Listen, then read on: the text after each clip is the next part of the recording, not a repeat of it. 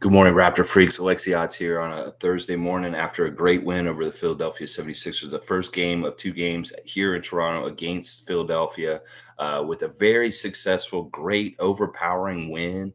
The Raptors looked really good all game. We were in the lead the whole time, and we just took care of business. We had some get back to get back, and we were very successful. We did it in the right way. We did it on the court. We did it with our play and stuff like that. But there's all kinds of interesting things to talk about and react to about the game against Philadelphia last night. In fact, we saw for the first time this season our offense wake up and not look so anemic. It was actually working really well last night, and it was really fun to see all kinds of different ways and stuff like that. The addition of Scotty Barnes being back in the lineup is a huge factor. You see that it's as the announcers put it at one point, Scotty being in the lineup again makes it more fun, makes it more enthusiastic, makes there's something about him that is contagious. That if Chris Boucher is contagious with his energy, as Nick Nurse put it, you put him in there off the bench with Precious Achua, and he starts running up and down the court like a crazy burst of energy. It doesn't hurt that the next guy sees him running like that, and he gets inspired to start running up and down the court like that. So it's like an inspiration of energy from Chris Boucher and an inspiration of passion, of fun, of enjoying yourself on the court from Scotty Barnes. And oh man, our starting five is good. Once again, they all scored over 15 points each. And it's really, really hard for me to pick three stars from this game because all five of them deserve to be stars of the game because they all did amazing things, each one of them. But unfortunately, I can only pick three of them. But the number one star for last night is Gary Trent Jr. Gary Trent was our leading scorer with what did he have? He had 27 points, I believe. 27 points on 11 of 16 shooting. That's what I'm saying, y'all. He's going to streak shoot. He may have gone cold for a little bit of the time last night, but overall, he was on fire. 11 of 16, 5 of 10 from three-point range. Now, that means that all five of his missed shots were from three-point range. So Gary made everything within the three-point line and was just 11 of 16. That's a badass shooting night. I'm sorry. And he carried so much water. So I have to recognize that and give Gary the number one star, even though Pascal in some ways should be the number one star just for how he was acting like Michael Jordan last night. He very much was doing something that Michael Jordan would do. He was in PJ Tucker's ear. Yeah, he was. Oh, you saw that jaw yapping. Yep, yep, yep, yep, yep, yep. Very early in the game, too, was when he started yapping, and he was relentless with it. He was relentless with his mouth, and he was relentless with that shot. 4 for 4 from three to start the game. Ooh, Pascal was on fire. Yeah, that was a spicy habanero last night. The heat factor on that one was a ghost pepper, DEFCON 9 kind of heat. Yeah, you woo, woo. I love it. And PJ couldn't do nothing. That is how helpless he felt. He's just like, I don't know what he was saying to Pascal, but he needed to shut up because he did not need to pour any more gas on the fire that was burning out of control in the hand of Pascal Siakam when he was shooting. He dissected and took apart PJ Tucker verbally and with his game. I love it. Pascal, this is what Rico Hines was talking about when he said you got a little meaner this summer. Well, maybe this is what it is. You got a little meaner with your trash talk. And I love how you talked about it after the game. You're so humble about it. You did not want to say what you said. You did not want to get too big-headed about it. You just said, basically, I was letting him know. I feel like I need to let people know. And I'm not going to tell you what I said to him specifically. But, yeah, I was just letting people know. You let them know, Pascal Siakam, because we are all here for it, the Raptor Freak cult. We love it. It was so interesting and fun to see, especially with the way Joel has been such a shit talker against our team from the Philadelphia side over the last few years. Well, Pascal can dish it right back towards you. Yeah. All right. Let me read some of y'all's comments and see what y'all are talking about today about that great win over Philadelphia last night. We're 3-2, baby. Yeah.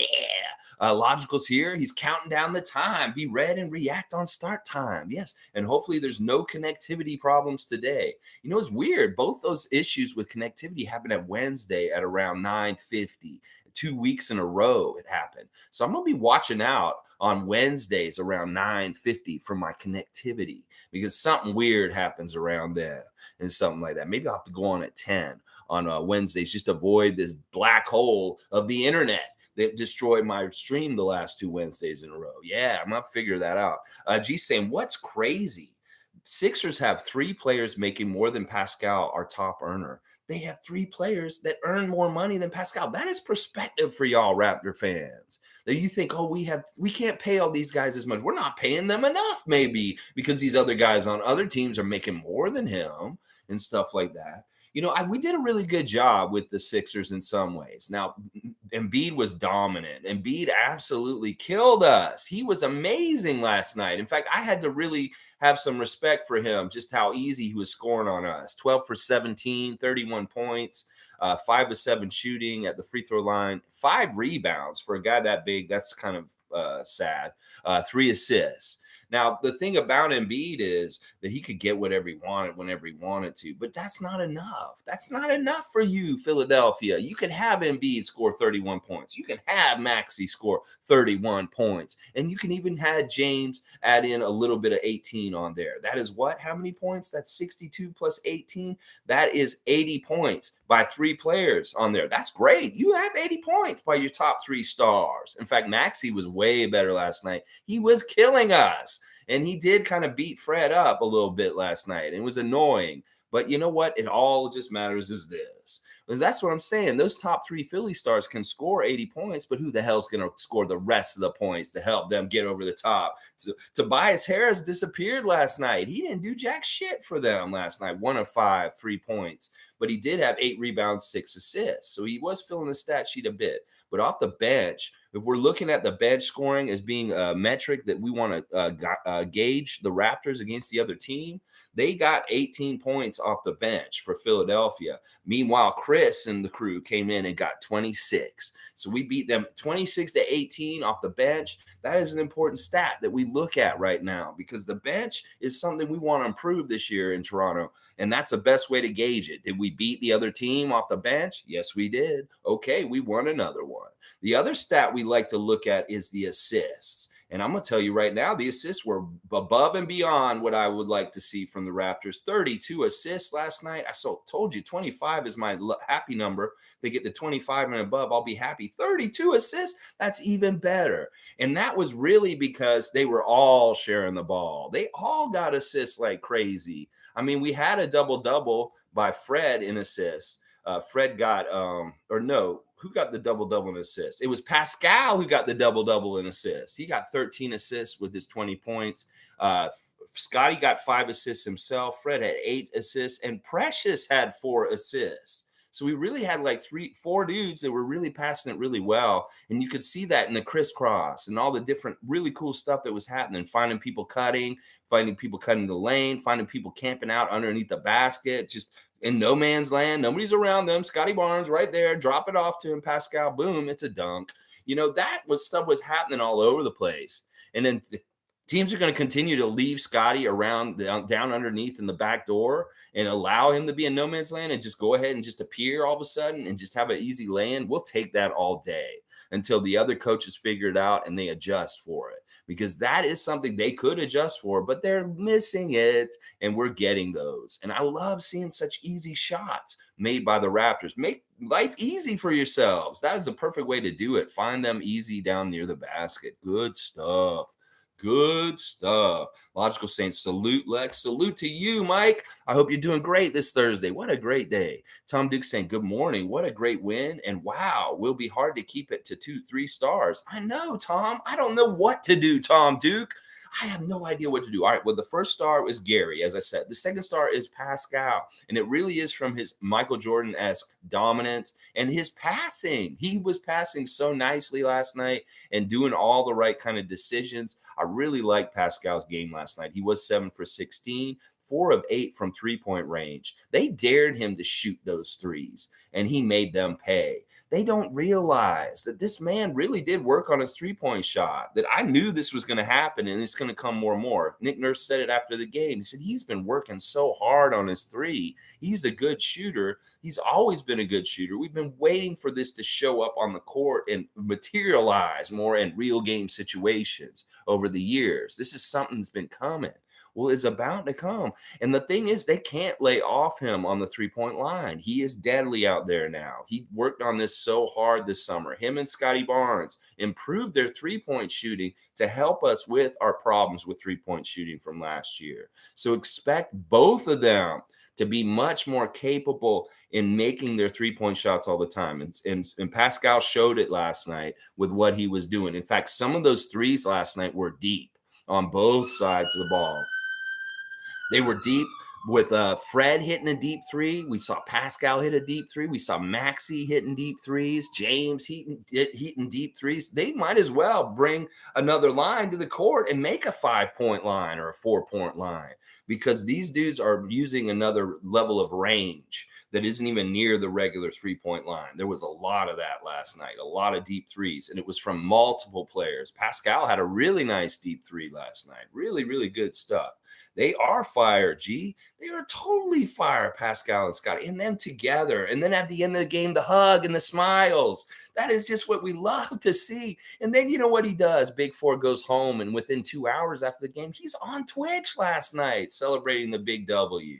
I did not see him because I was too busy looking at the stats and the highlights and watching the post-game interviews to realize that he was going to do a celebratory Twitch stream last night after the game. I'm going to have to realize what his behavior is with Twitch during the season and maybe be understanding, well, if we win a big game and he feels good, he might go right home and get on the machine and want to talk about it. But he wasn't on for very long. He probably just got on there and celebrated it with some people real quick and then got right off because he was probably tired. He probably needed to go to bed because, you know, playing in a game can be very tiring in the NBA and stuff like that. But it's very interesting that he decided to get on Twitch right after the game and celebrate the win with the fans on Twitch. You go, Scotty, and maybe I'll see you later, man, later tonight. If y'all want to meet me to go do this thing tonight, 420, 300 King Street East, come and see me at King Street East 300.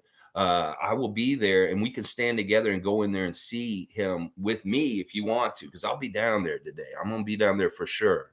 So just look for the Raptors Freak down at the Subway pop-up if you want to come with me today, okay? Because he is, I don't know if he's going to be there for sure. I'm hoping he will for sure. But either way, I'm going to gamble, go down there with my jersey and see what can happen possibly. We'll have to see.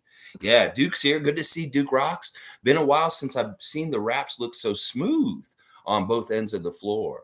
Yeah, this is what happens when our offense actually looks real good. You know what was starting to show last night? And it was really with the behind their back passes and the fast break and, you know, finishing the lane. The synergy, the chemistry, the knowing where each other's spots are and knowing more about where each other are. The connectiveness was stronger in this. That this is the whole reason why we've been putting these guys through so much reps in the last year, is that we wanted to garner this energy of connectedness where they can pass off each other and do all kinds of crazy stuff together. This is going to be like a snowball coming down a mountain. It's going to generate and build and get bigger and bigger and bigger as it goes down the hill. That these guys are only going to get better with their chemistry, their second nature, their eyes behind their head that know where guys are, and they can just do this pass and they're there or this or that. And that's why I'm really excited about this Raptors team, is that the offense could be so much better, so much more efficient, so much more consistent. And in some ways, it will become all those things just because of the connectedness getting stronger, the trust getting stronger, the gambles and the ideas of creativity on the offense with passing and cuts and shots and stuff like that will get better, because they will understand each other more and more. Scotty is such a weird equation in this factoring into this thing, that he can be all kinds of X factors. We've seen him do so many different things already just this season. So it's really going to be interesting to see how this develops. And this is the kind of chemistry we can expect more and more as the season goes on and they get more feeling good. The vibes get good. They feel more connected. And boom, this is what happens 32 assists. And they're just passing the ball between each other every which way. And it looks like beautiful, beautiful music and stuff like that. Yeah, yeah, yeah. Monique is here. Good morning, everyone. Good morning to you, Monique Lawrence. I know you had a good time at the game. What a fantastic get back win over the Philadelphia 76ers. That sounds so good. Now let's go get them another one on them. Because I'm going to tell you right now, there's major problems with the Sixers team. They have energy problems. They have connectivity problems, opposite of what we were just talking about the Raptors. They are a flat team. It seems like Doc Rivers needs to do a lot to get a light of fire under their asses. Let's just put it that way. The Raptors are willing and eager to go to run across the earth and back for Nick Nurse. The Sixers are very much lazy, and they're not trying totally right now. And this is why their record is 1-4 right now.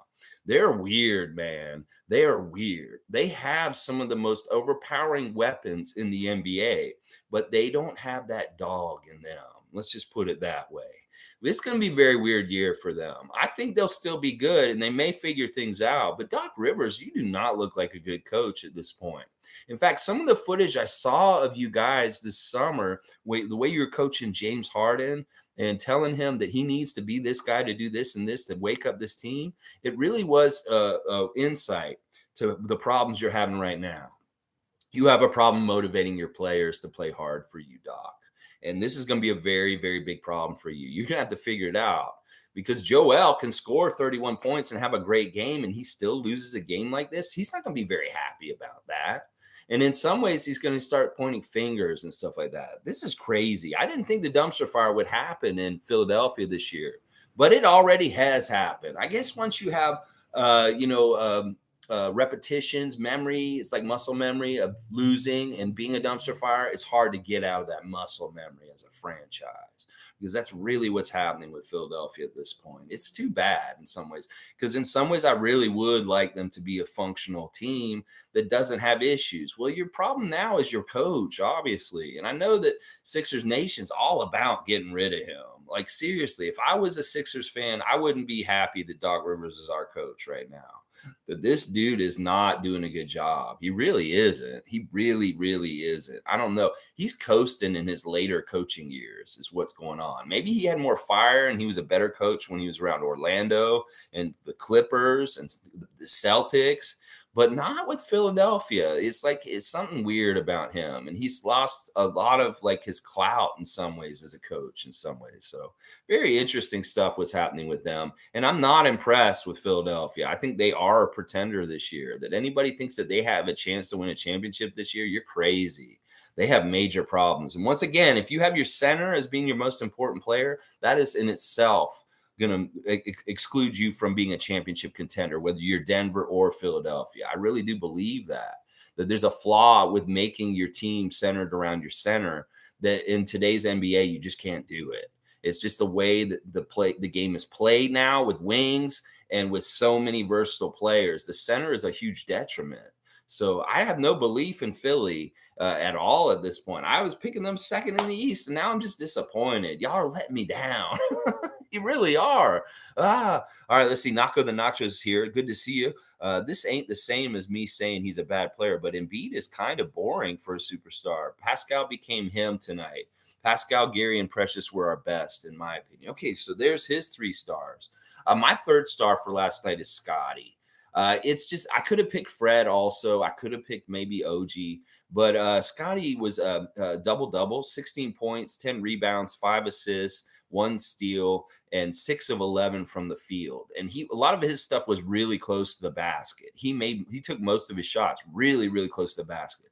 But his intangible presence on the court, being back from missing 1 game, was really felt. And that's why I felt like he deserved one of the 3 stars for last night. So it's Gary, Pascal, and Scotty for me. But Freddie is very, very close right behind because he had some really key plays last night. He was important in the 4th quarter. We saw that brilliant strip of Joel Embiid at the end of the game with those hands that I'm talking about. Where, bam!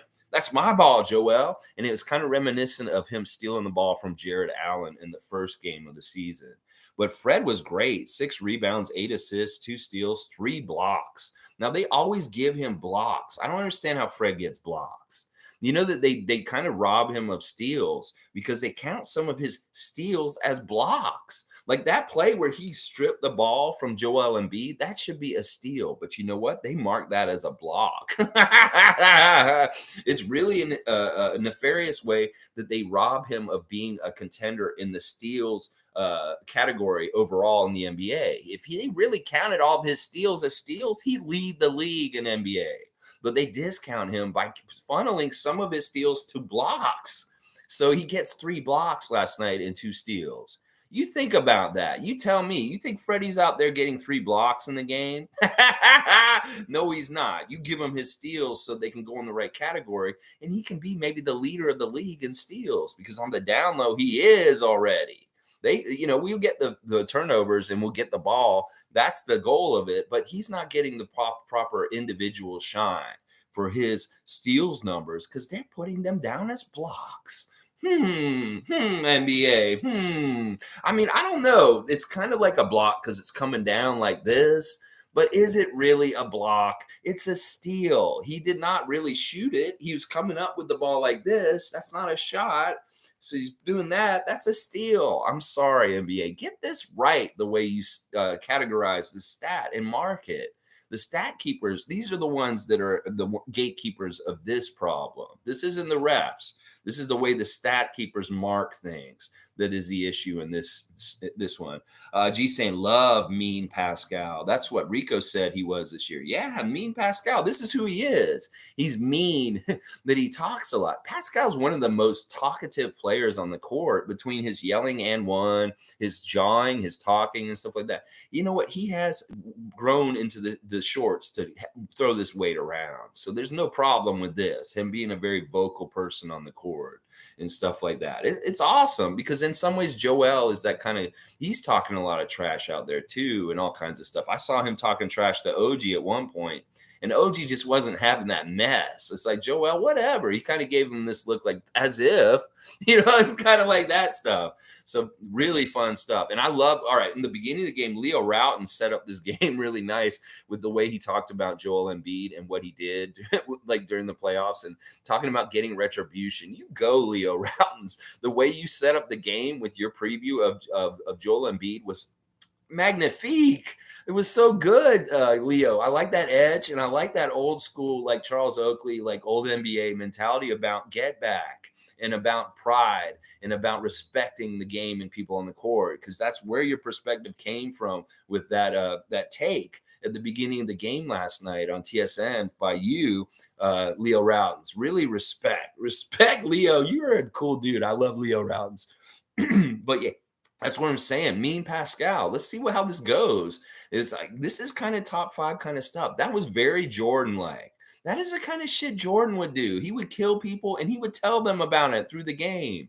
Well, that's what Pascal did to PJ Tucker last night. He looked like Michael Jordan the way he was jawing at him. He's like, you can't guard me. You can't do this. Oh, you didn't come out and get me at the 3-point line? Why didn't you do that? Oh, I did it again? Aren't you listening to me, PJ Tucker? I'm making these threes. You need to come guard me. Oh, I made a third one? Oh, you must have hard of hearing. Just like these refs can't see, you can't hear. Because I'm telling you, you better come guard me out here at the 3-point line. Oh, you didn't come guard me? Oh, I hit a 4th one? Oh my gosh, you really must not been a good student in school because you're not learning very fast and stuff like that. He's maybe saying stuff like that. That'd be amazing if that's something like what he was saying to PJ Tucker last night. And PJ, listen, he is a proud vet. Like normally he would have some gumption and stand up or do something about it. But he didn't. He just rolled over and he took it because he didn't have it in him. He's old now, y'all. I don't think that he can do some of the things that he could do a couple years ago in some ways because he couldn't do nothing to stop him.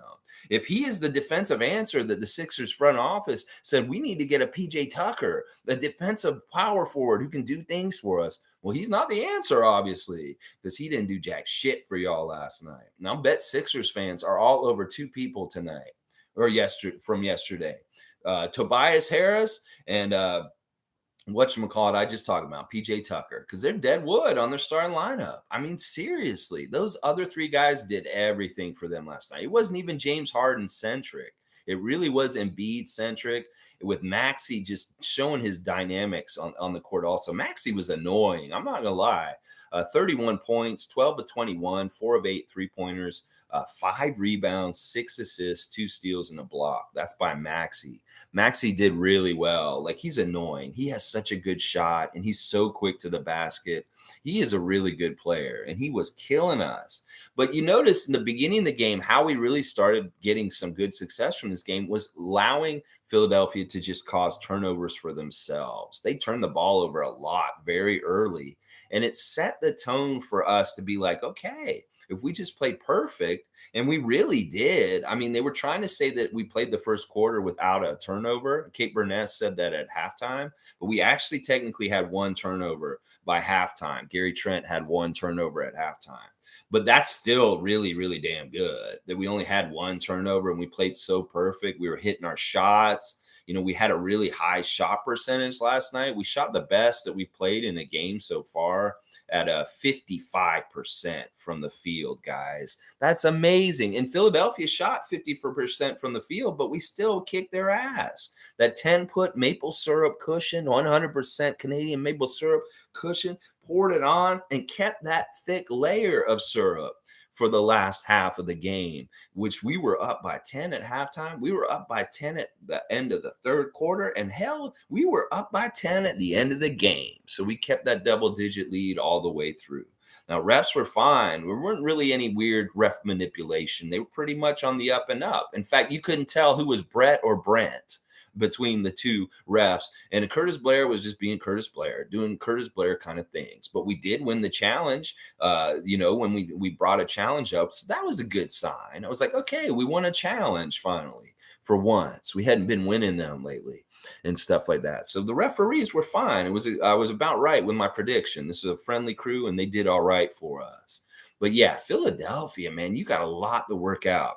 And the crazy thing is, y'all are stuck here in Toronto for a couple days before the game on Friday, and you really got to soul search yourself. And because some of y'all are not very liked around town, you probably can't go to a lot of places around town without hearing it from different people. Yeah, I'm talking about you, Joel. I'm sure you may be staying in your hotel as much as possible. Either that or you are just getting whisked away out around every which way behind the limousines and security and stuff, because you don't need to be mingling with the general Toronto population, Joel, in your little stay over with Toronto for a couple days right now. And I'll bet you James went right on down the brass rail. Maybe he went to For Your Eyes Only, Zanzibar. Maybe he went to one of those clubs. I'm sure he was there last night. Y'all might be able to see James Harden in a strip club tonight. So go to some strip clubs if you're into that, and maybe you'll see James, because he probably was at a strip club last night. I'm not gonna lie. Either that or he was with Drake, and maybe they were both at a strip club. I don't know. Something like that. Okay, all right, let's keep going. Naco the Nacho saying, this ain't the same as me saying, all right, hang on. I'm going to get to y'all's comments. Oh, man, I love seeing everybody's names here today. This ain't the same as me saying he's a bad player, but Embiid is kind of boring. Okay, this is the one I read already. You know, the stuff about Embiid, he really was really interesting to me. The way he hit his threes, and then the way he was moving around our guys near the basket was very dominant. Like, he had some Shaq moves last night. So I wouldn't say he's boring. He's scary is what he is to me, because he is really an ultimate weapon. In basketball, there's so much he can do, as far as, because he can shoot with that combination of brute strength and size. And it's like he spun around OG a couple times and just dunked it on us and stuff. That was very Shaq-like, and I hated seeing it because it's nasty. But we did a really good job. What we were doing last night was doubling any of their superstars if they got the ball. If it was James or Joel, boom, there was a double on them right away. And then we were really playing well, switching and getting in the passing lanes when they're trying to pass out the double. That's how we were causing a lot of turnovers. But I really like that defensive scheme where we double up Joel like immediately, because he really gets bothered by it. He doesn't know what to do.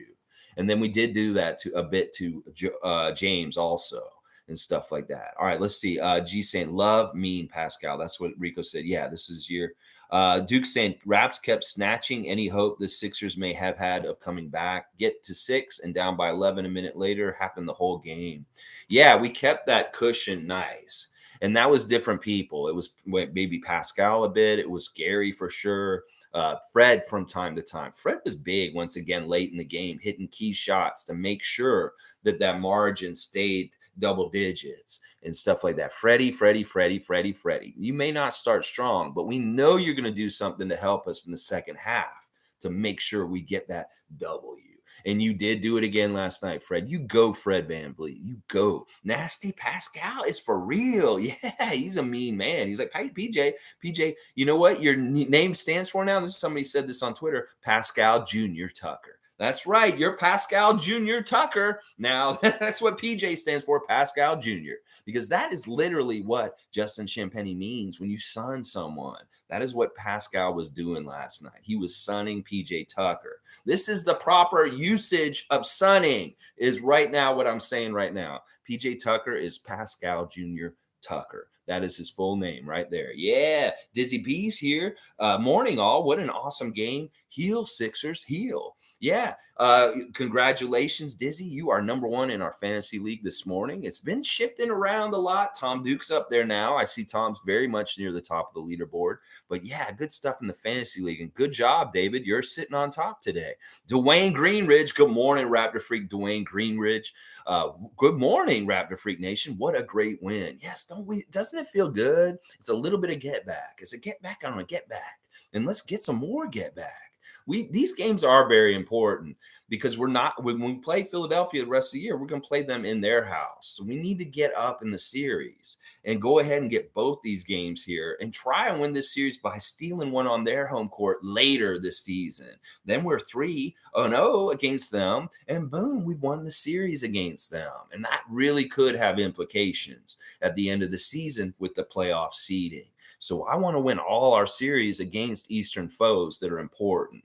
And that means Miami. That means Philadelphia. That means Brooklyn, Milwaukee, Boston, all those teams and stuff like that. Great win, Dwayne. And good to see you this morning. Cool Cat saying, good morning, Raptor Freak crew. Loving our team. Love to see the hug and smiles from our young vet superstar, Pascal, and our future superstar, Scotty. Warms my heart how everyone is accepting of the path.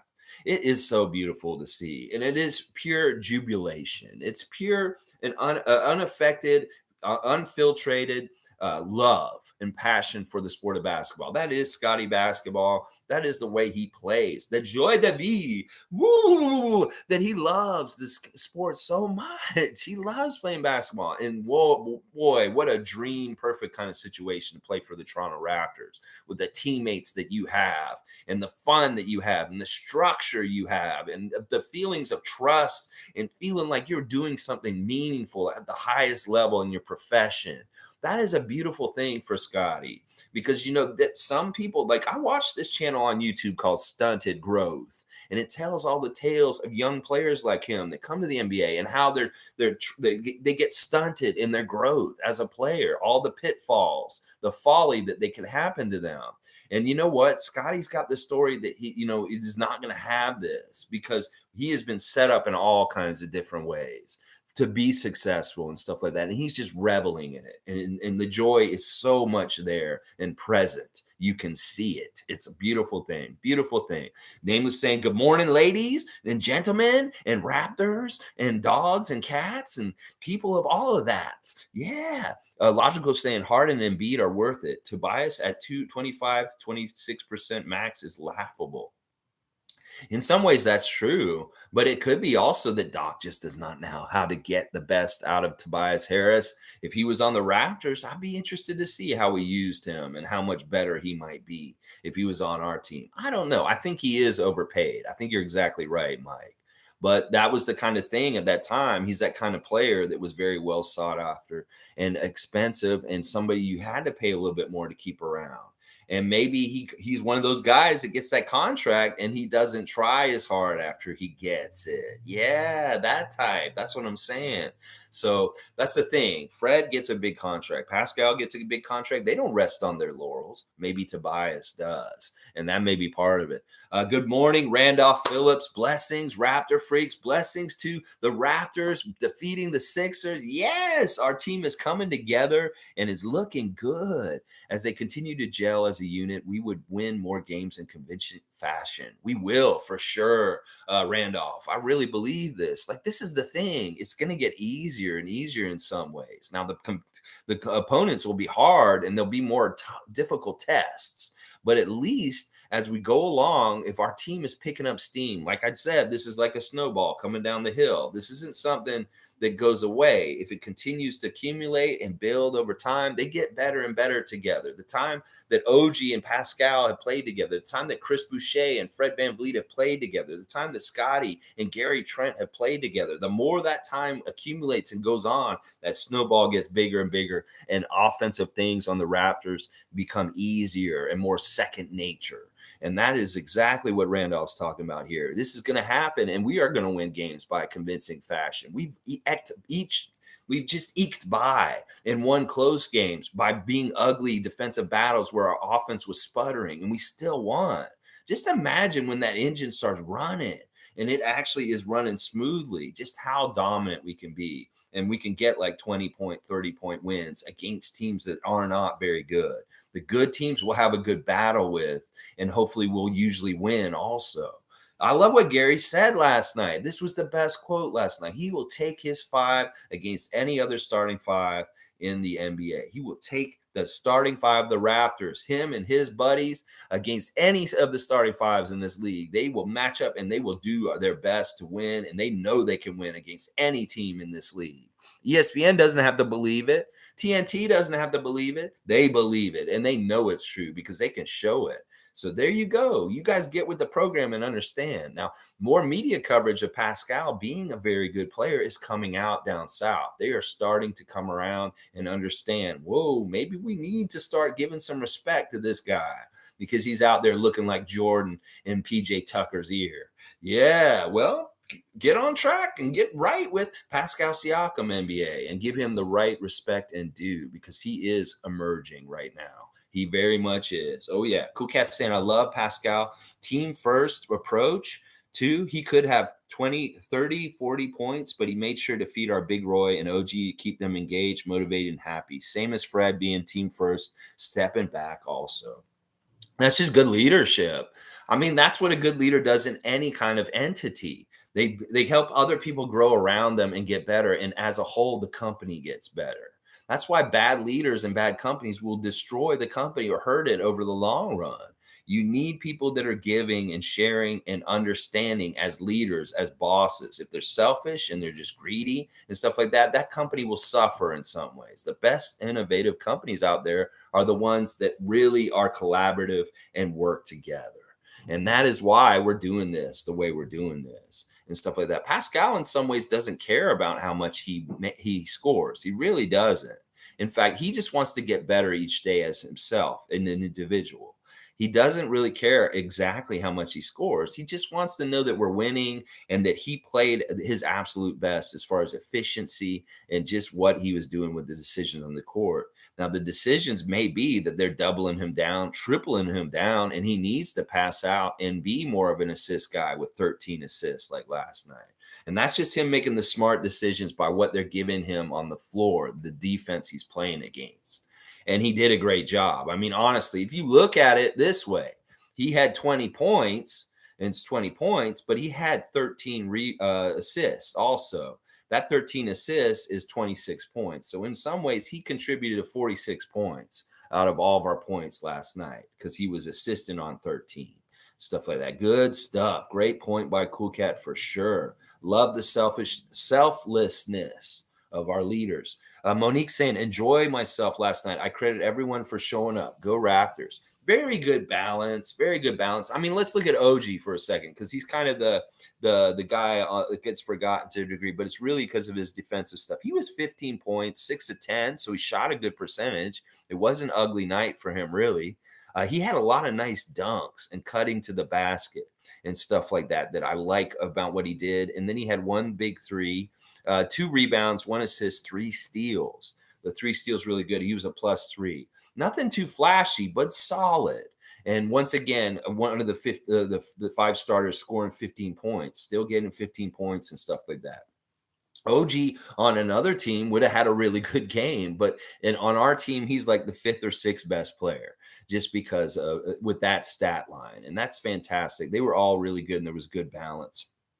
David saying, good morning, David Saborin. Man, some of these lineups are amazing. Koloko, Precious, Siakam, Trent, Boucher. We made Joel look small.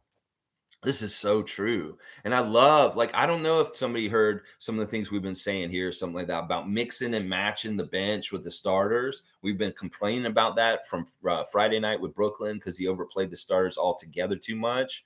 Well, he's changed that. And the 3 games since, he has been mixing and matching the starters very, very well. And it's coming up with really cool results of team combinations that are really fun to watch. I know I get that moment sometimes during the game too, David, where I'm like, wow, this team, the lineup that's out there right now is really cool. Like, this is a really cool 5 that's out there right now. I find myself saying that at least once every game recently, that I'm like, wow, look at this team that's out there. And it's always kind of a different little lineup. There'll be one person that's a little bit different from the time before when I said it. And I think that this is going to be fun all season. The lineups are going to be really interesting and stuff. And Koloko, once again, had an interesting night. It wasn't a super big night or anything. It was important that he got out there, obviously, for the Cameroon stuff. But yeah, he was 2 for 2 for 4 points. He had 4 rebounds. He had a steal and a block. He had that breakaway dunk that looked real nice. And just, his block was real nice too on Tyrese Maxey. That was a fantastic block. And I know a lot of people were like, you know what? This is exactly what we wanted last season in the playoffs against this kind of stuff. That here we go instantly. Koloko's here. He's a rookie. He's got to develop a little bit. Well, wait, he's got the rim protection that we were crying out for in the postseason last year. There it is against Maxey. Very, very awesome block. Such amazing block. I love that block so much. And Koloko, once again, in limited minutes, not playing a lot, having huge impact and showing flashes of dominance and stuff like that. I love that so much about Koloko. Oh my gosh, so amazing. Dwayne Greenridge bringing up something very important about the game last night, and that's, woo! Oh yeah! Ric Flair was in the house last night at the game, which is crazy to me. I love Ric Flair. I've loved Ric Flair for a long, long time. I saw Ric Flair wrestle when I was 7 years old in Tallahassee, Leon County Civic Center against Dusty Rhodes in 1986. I saw him wrestle. I guess I was 11 at that point. But yeah, I've seen Ric Flair wrestle in a bunch of decades, in the 80s, the 90s, the 2000s. I saw him wrestle in all those decades. And I've been around him in different places. I've seen him at FSU games. I've seen him in like at matches and stuff like that. And it's so crazy that he was at the Raptors game last night. That was just added to the air of excellence and greatness that the 16-time champ, actually, he's more than that. He's like a 20-something world champion, was at the game. And I hope, listen, Rick, I'm going to say this real quick. I loved seeing you with the joint the other day. You were smoking a joint, and I know you hang out with Snoop, and I know you hang out with a couple other people and stuff. Go towards the green, Rick, because that alcohol, that demon juice is going to kill you, bro. And I know that it almost killed you a couple years ago, and almost, you were in that hospital bed, and Wendy came and got you back to health. Fifi, the maid, was his nurse, and also his pseudo wife, not really married, but they were together. And then she brought him back to health, and he decided to keep drinking. Rick, you're going to kill yourself if you keep drinking. So go to the green, start becoming a burner and burn that marijuana more than you drink alcohol. But I love seeing you at the game last night. I didn't think you had any ties to us. In fact, I thought you might have been a Raptor hater, but you were not a Raptor hater last night, hanging out with the Raptor, wearing the red coat and looking dapper and just being H, baby. Woo! Yes, Ric Flair, you in the house just made it even more prestigious. It's almost like Ric Flair knew where there was going to be a good grudge match, and he wanted to come see a good grudge matchup. Bam, bam, bam, bam. Philadelphia, Toronto. Oh yeah, that's like Dusty versus Ric Flair in the 80s. Dusty Rhodes and Ric Flair. Woo! Yes, I love that so much too, Dwayne. It was so awesome to see Rick at the game last night. You go, Nature Boy.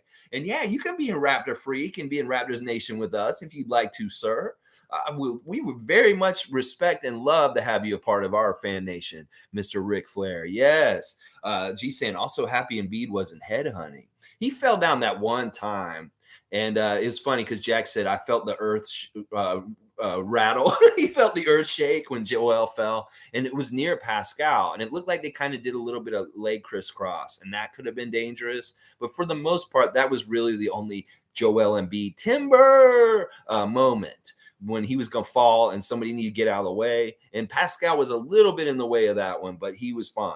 It was no problem and stuff like that. The refs were good last night. They did a little bit of helping them and getting to the line, the normal stuff with them, but not overdoing it. And we were getting to the line ourselves. But, people that are really critical of the refs, like even more than I am, will look at the difference in how many fouls they got and how many we got and be like upset about it. But Jack and them were very much right in the broadcast. The reason for that is they couldn't catch us.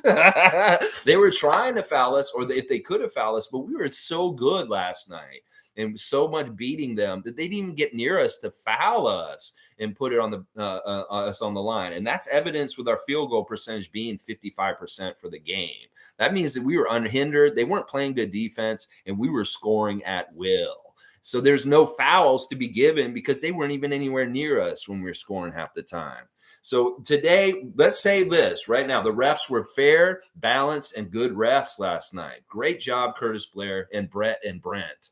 You guys did a good job. And even though that looks imbalanced by them giving more calls, and some fans may say, oh, we beat them 8-5. That's not actually true. The refs were good last night, and there wasn't really that much favoritism for us or anything like that, or for them. It was very balanced. Good job, NBA refs. I give this an A, like reffing job. You guys did a good job last night. There wasn't too much funny stuff, and they didn't really do any screwy, weird, like against Toronto calls that were like some of the calls we've had in games recently, the Miami games and stuff like that. So let's see. Logical saying Adam Sandler was there too. He got a first row seat to see OG take out that Trey lady on the sideline. Oh, was he there? I didn't even see he was in that frame right there. Of course he's there. Wancho's here and stuff like that. Of course, Wancho didn't play. But yeah, OG's such a gentleman. Those in-seat service ladies that are down there are always kind of in danger, because they are carrying like drinks and food and stuff like that all the time. And at any moment, the timing could line up and boom, OG's into them and they're into the stands and stuff like that. So it's a little bit of a scary job to do in some ways, because you don't want to spill stuff on people that have paid thousands of dollars for their seat. And you also don't want to get hurt by a 6'9", 225-pound man and stuff like that. So yeah, OG, what a gentleman, helping her up, literally lifted her up like she was nothing. You saw her get up off the ground. She's like, whoa. He's like, this dude's strong. Yeah, he picked her up and put her right back up on her feet, nice and easy and stuff like that. But what a gentleman. OG, such a gentleman. It's original gentleman. That's what his name stands for. Original gentleman. Yeah. All right, let's see. David's saying, haha, Siakam destroying PJ Tucker. Too funny. I know. It's like PJ Tucker comes to Toronto to get lessons. Like when he was young and he was a rookie and he caused all these problems, and we told him, yeah, you're fucking up. And Masai told him that. It's a lesson. Well, he got another lesson from Pascal last night, teaching him, you better not let me shoot threes. That's your lesson, PJ. You need to come out and guard me. PJ Tucker, always a student, getting lessons in Toronto. There you go. Randolph Phillips is saying, Alex, once our guys picked up those early fouls, Joel was free to operate, but they didn't take advantage of that still. Yeah, they're not organized over there. It's like they really get by on Joel's brute size and strength and how he can do things, and then Maxi's absolute talent and dynamicism. Dynamicism. You know what I mean? His athleticism and his dynamic play. is really kind of what they go off of. And then James just doing whatever James does and stuff like that. But they don't seem like they have their shit together at all with Philadelphia. It's so strange. And Montrezl Harrell was really a disappointment off the bench. He did nothing for them coming off the bench. 0 for 0, didn't take any shots, missed both his free throws, 0 points. 1 rebound. He only played for 4 minutes, though. But I would think you would use Montrezl Harrell and stuff like that. It was kind of fun in that aspect of having Harrell and Harden and the guys out there with like Koloko and Siakam and Banton, because it looks so much like a Rico Hines run at times. Like there's so much time these guys spent together playing against each other at Rico Hines in August that it was fun to see like Harden and Harrell out there battling Koloko and Siakam and, Gary and all that, this stuff from this summer, because there was a lot of familiarity from that. I know James Harden got real familiar with the Raptors at Rico Hines this summer and stuff like that. So there was a lot of like, probably like just continuation of some of the runs in the game last night in some ways and stuff like that. So maybe that's part of what it was that our synergy from the Rico Hines runs was activated by the presence of James Harden being on the court and them remembering a lot of the stuff they did this summer in August under the direction of Rico Hines at UCLA and stuff like that. Very interesting stuff. Very, very interesting stuff. They should have used Joel better for sure, Randolph. I agree. They're not smart with him, honestly. They have to take him out of the game for periods of the game, and they suffer in some ways for it. But then also when he's out on the court, they suffer for that also. It's like they pick their poison. You need Joel in the game, or if we don't have Joel in the game, we're in trouble. It's like it doesn't seem like it's good for them either way, if they have him or they don't. That's really bad. Duke's saying Fred VanVleet has to work on his lob passing to get Koloko some easy buckets like Garland and Mobley. Yeah, I don't know if it's even Fred that needs to work on it. Maybe Christian needs to work on, and maybe they just need to practice together. But there's a lot more like freedom and not scared to just throw the ball in the direction of the hoop with Christian out on the court.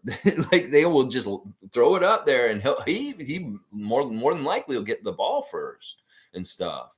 But yeah, they're going to figure that out, and that'll be part of what we're talking about with that snowball that's going to build down the hill. It's more and more they get that chemistry. Look out on top of all the other stuff. Koloko starts being a lob threat all over the place. Yikes for the rest of the NBA. Good morning, Sue. Good to see you, Raptor Freak Sue. Cool Cat saying, I missed the Twitch stream. I saw the notification too late. By that time, he had logged off and it was over. And there's not a recording. I know. I have no idea what he did. Like whether he was still at the arena. No, he probably went home. He did it right when he got home.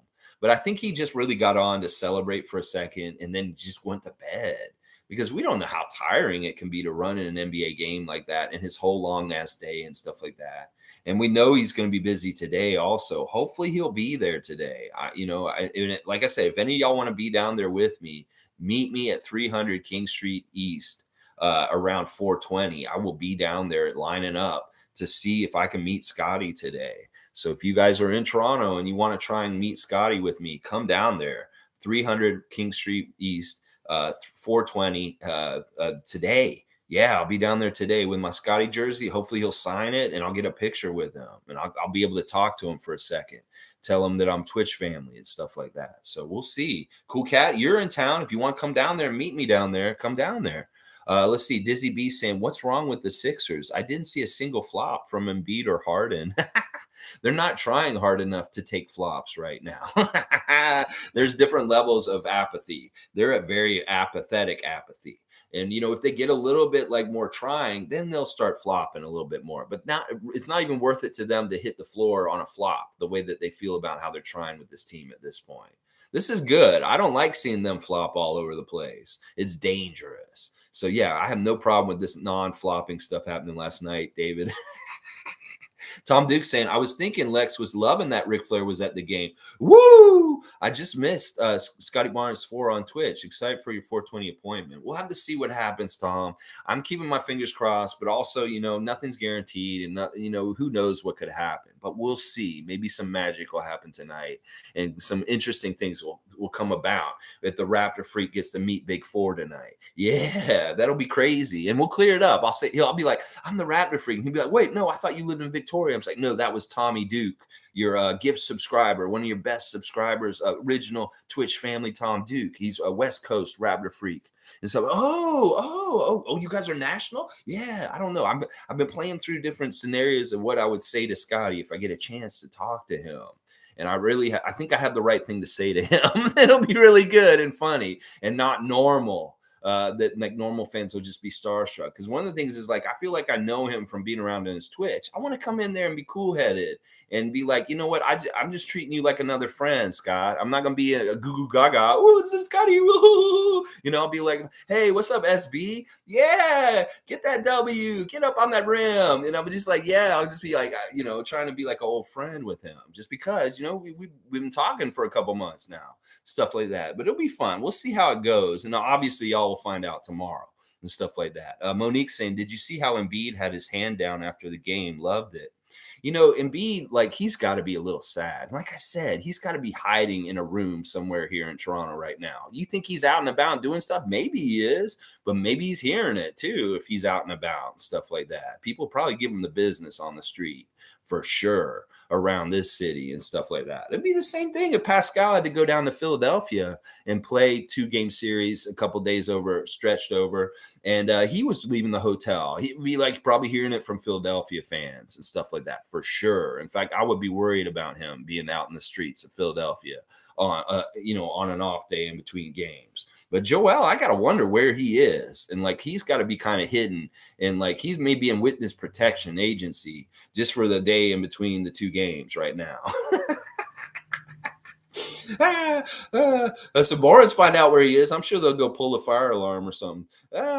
G saying other fan bases, including rivals, are watching the Raps more and saying that they're fun to watch. See, this is bullshit that they tried to say about us. This isn't an entertaining team to watch. They're watching us and they're like, this is a cool team. This is fun. And they see the fun of the teamwork between them. Scotty is fun to watch.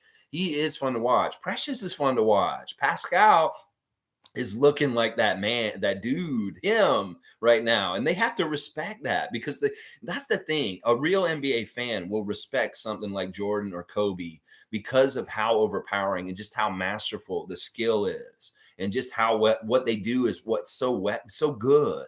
And anybody who loves the NBA or loves basketball has to see what Pascal's doing and has to be like, that dude is badass. Because it really is something different than most people what they do in the league right now. In fact, the stats show that a lot of his points come off isolation in percentage at a higher percentage than most any other NBA superstars.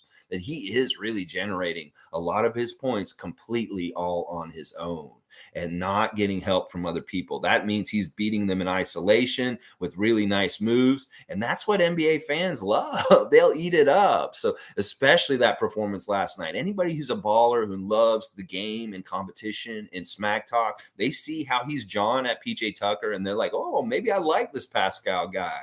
Because he's got an edge to him and he's letting them know.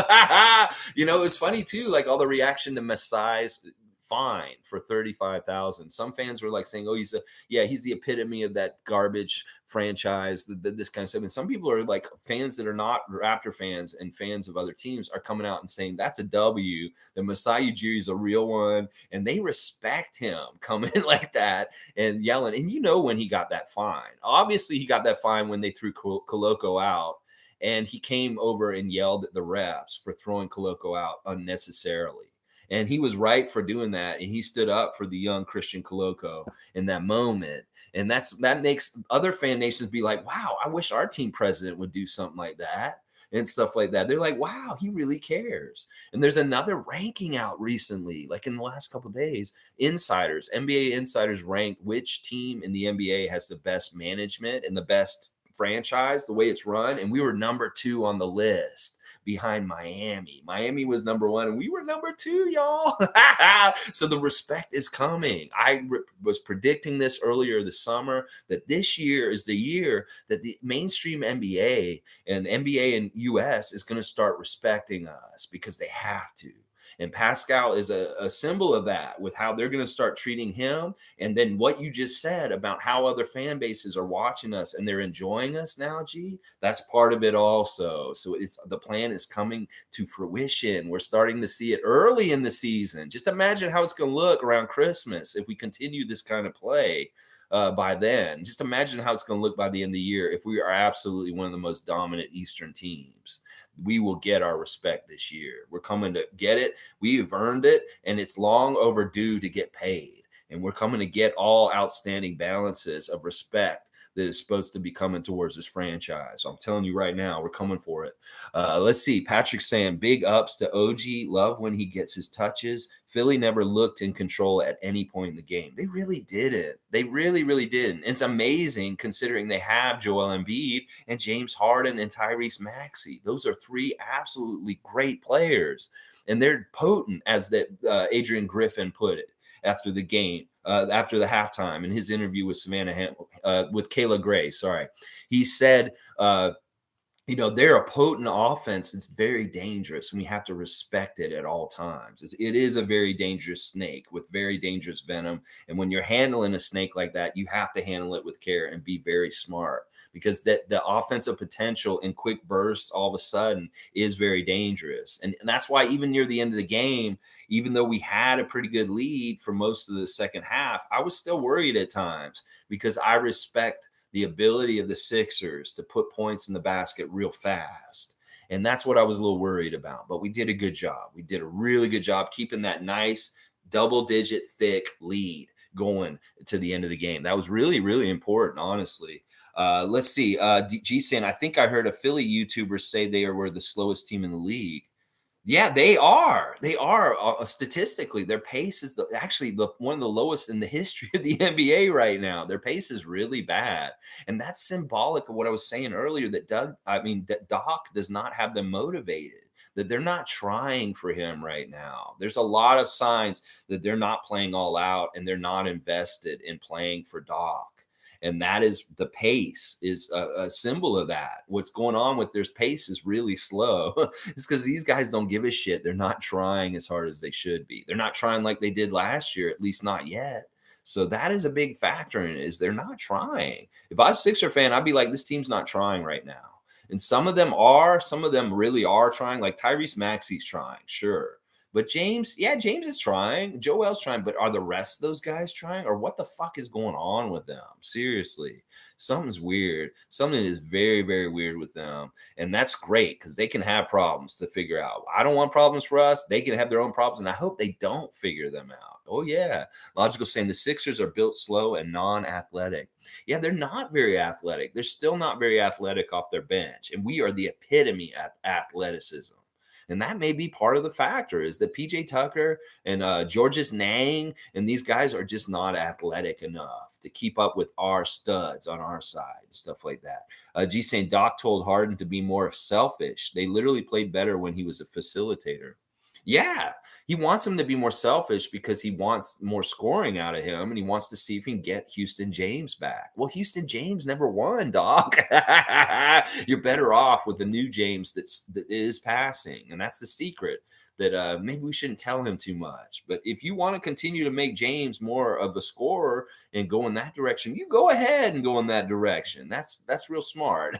There's a lot of decisions y'all are making in Philadelphia that aren't very wise as far as what your strategies are with what you're doing with your personnel. And that may be one of them, the biggest ones right there, how you're using James Harden. It may not be totally smart in some ways. Kenny's here. Let's make it 1-5 for Philly. Yes, Raptor Freak Kenny, for sure. And let's get that 4-2 for us. That's right. This is what I was saying. We were predicting this 8-game stretch to start the season in October that we wanted to get. I wanted to get like be 5-2. That's not 8 games, it's 7 games. I want to be 5-2, and we're on track for that. We just need to win these next 2 games.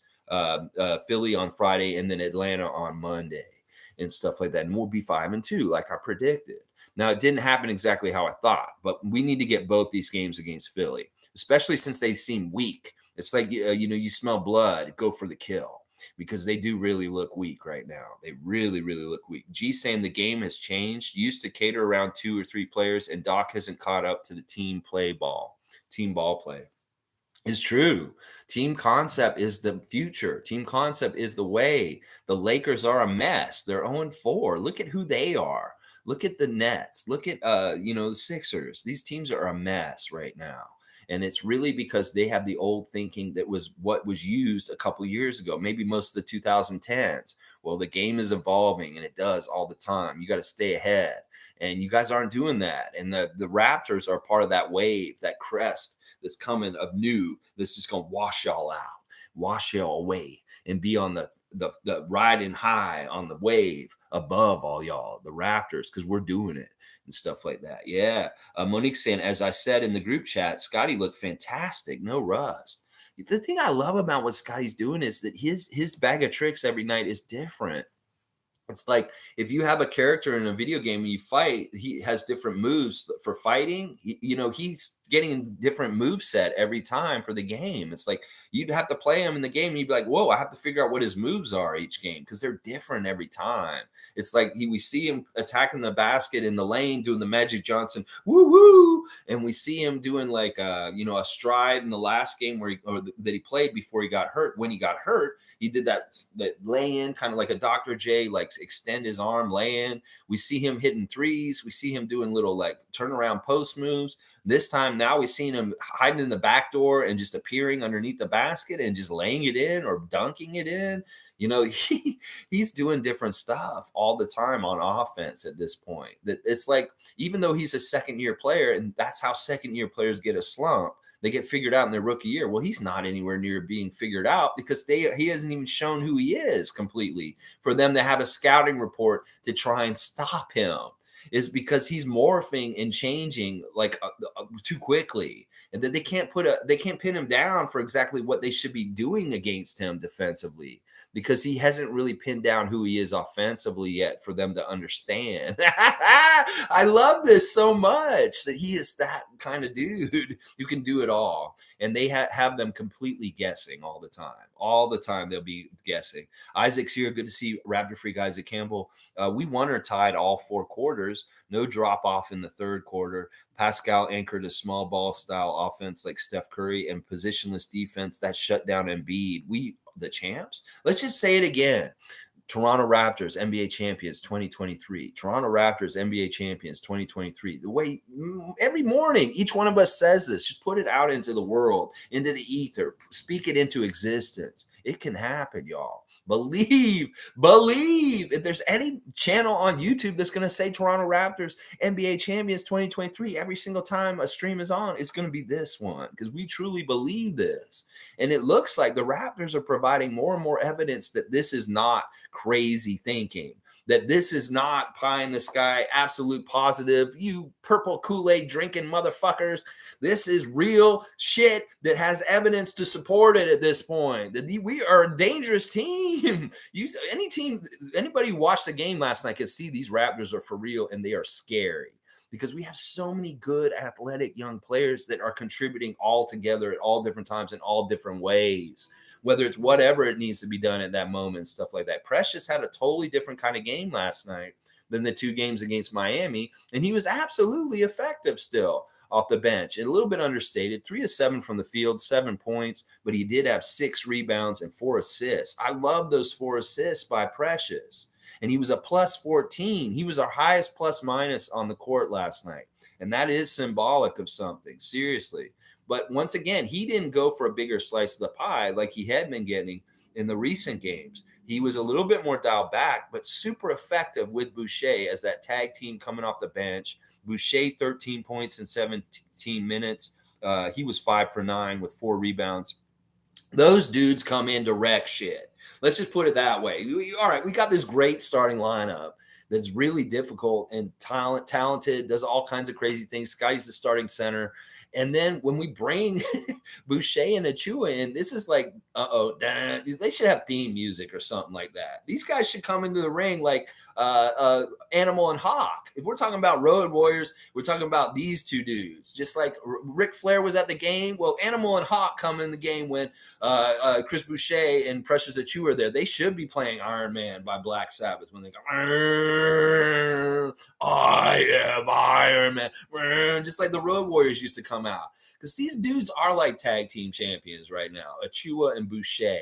They need an entrance. I'm serious. When they get there, when they come in off the bench, we need theme music and lights and some smoke that they're coming out, and they need belts. I'm telling you, they need to be like the tag belts, NBA tag team champions. That would be cool if they made like tag team champions in the NBA or something like that. I don't know how they do it or why, but if these guys are like the tag team champions, they come in and it's like, oh hell, and they're throwing their own doomsday device on these people out there on the court. I'm telling you right now, it's so fun to see that tag team of Boucher and Achua when they enter the game. They really bring the energy up and they make good things happen for the Raptors. And oh man, I love that friendship and the way that they're talking about playing with each other. It's cool. Don't break them up. They're awesome together. They're so good. But that's a good point, Isaac, about how we won or tied every single quarter last night. We tied the last half of the game was exactly tied. And then we really won the game in the first half, specifically in the first quarter. That we outscored them 35-27. That was an 8-point lead at that point. And then we added an extra 2 points in the second quarter. We won the game in the first quarter of the game because we just didn't let up. And that's the wire-to-wire win. Fantastic job, Raptors. You gave an entertaining game to the fans. The first quarter by itself was entertaining as hell and stuff like that. But the whole thing and just a really good value for any of the fans that were in the arena last night, you got to see a really fun game. Good job going down there. Yeah, Shane's saying Sixers got to get rid of Doc or they're barely going to make the play-in. Yeah, they're going to be calling for his head very soon, especially if he continues to lose at the clip that they're losing right now. They got to start winning or his job's done. Seriously, they're going to be in trouble. G's saying Sixers fans are saying, you know it's bad when Raptors fans are saying keep Doc Rivers. Yeah, and we are saying that. Y'all don't fire him. Keep him. He's great.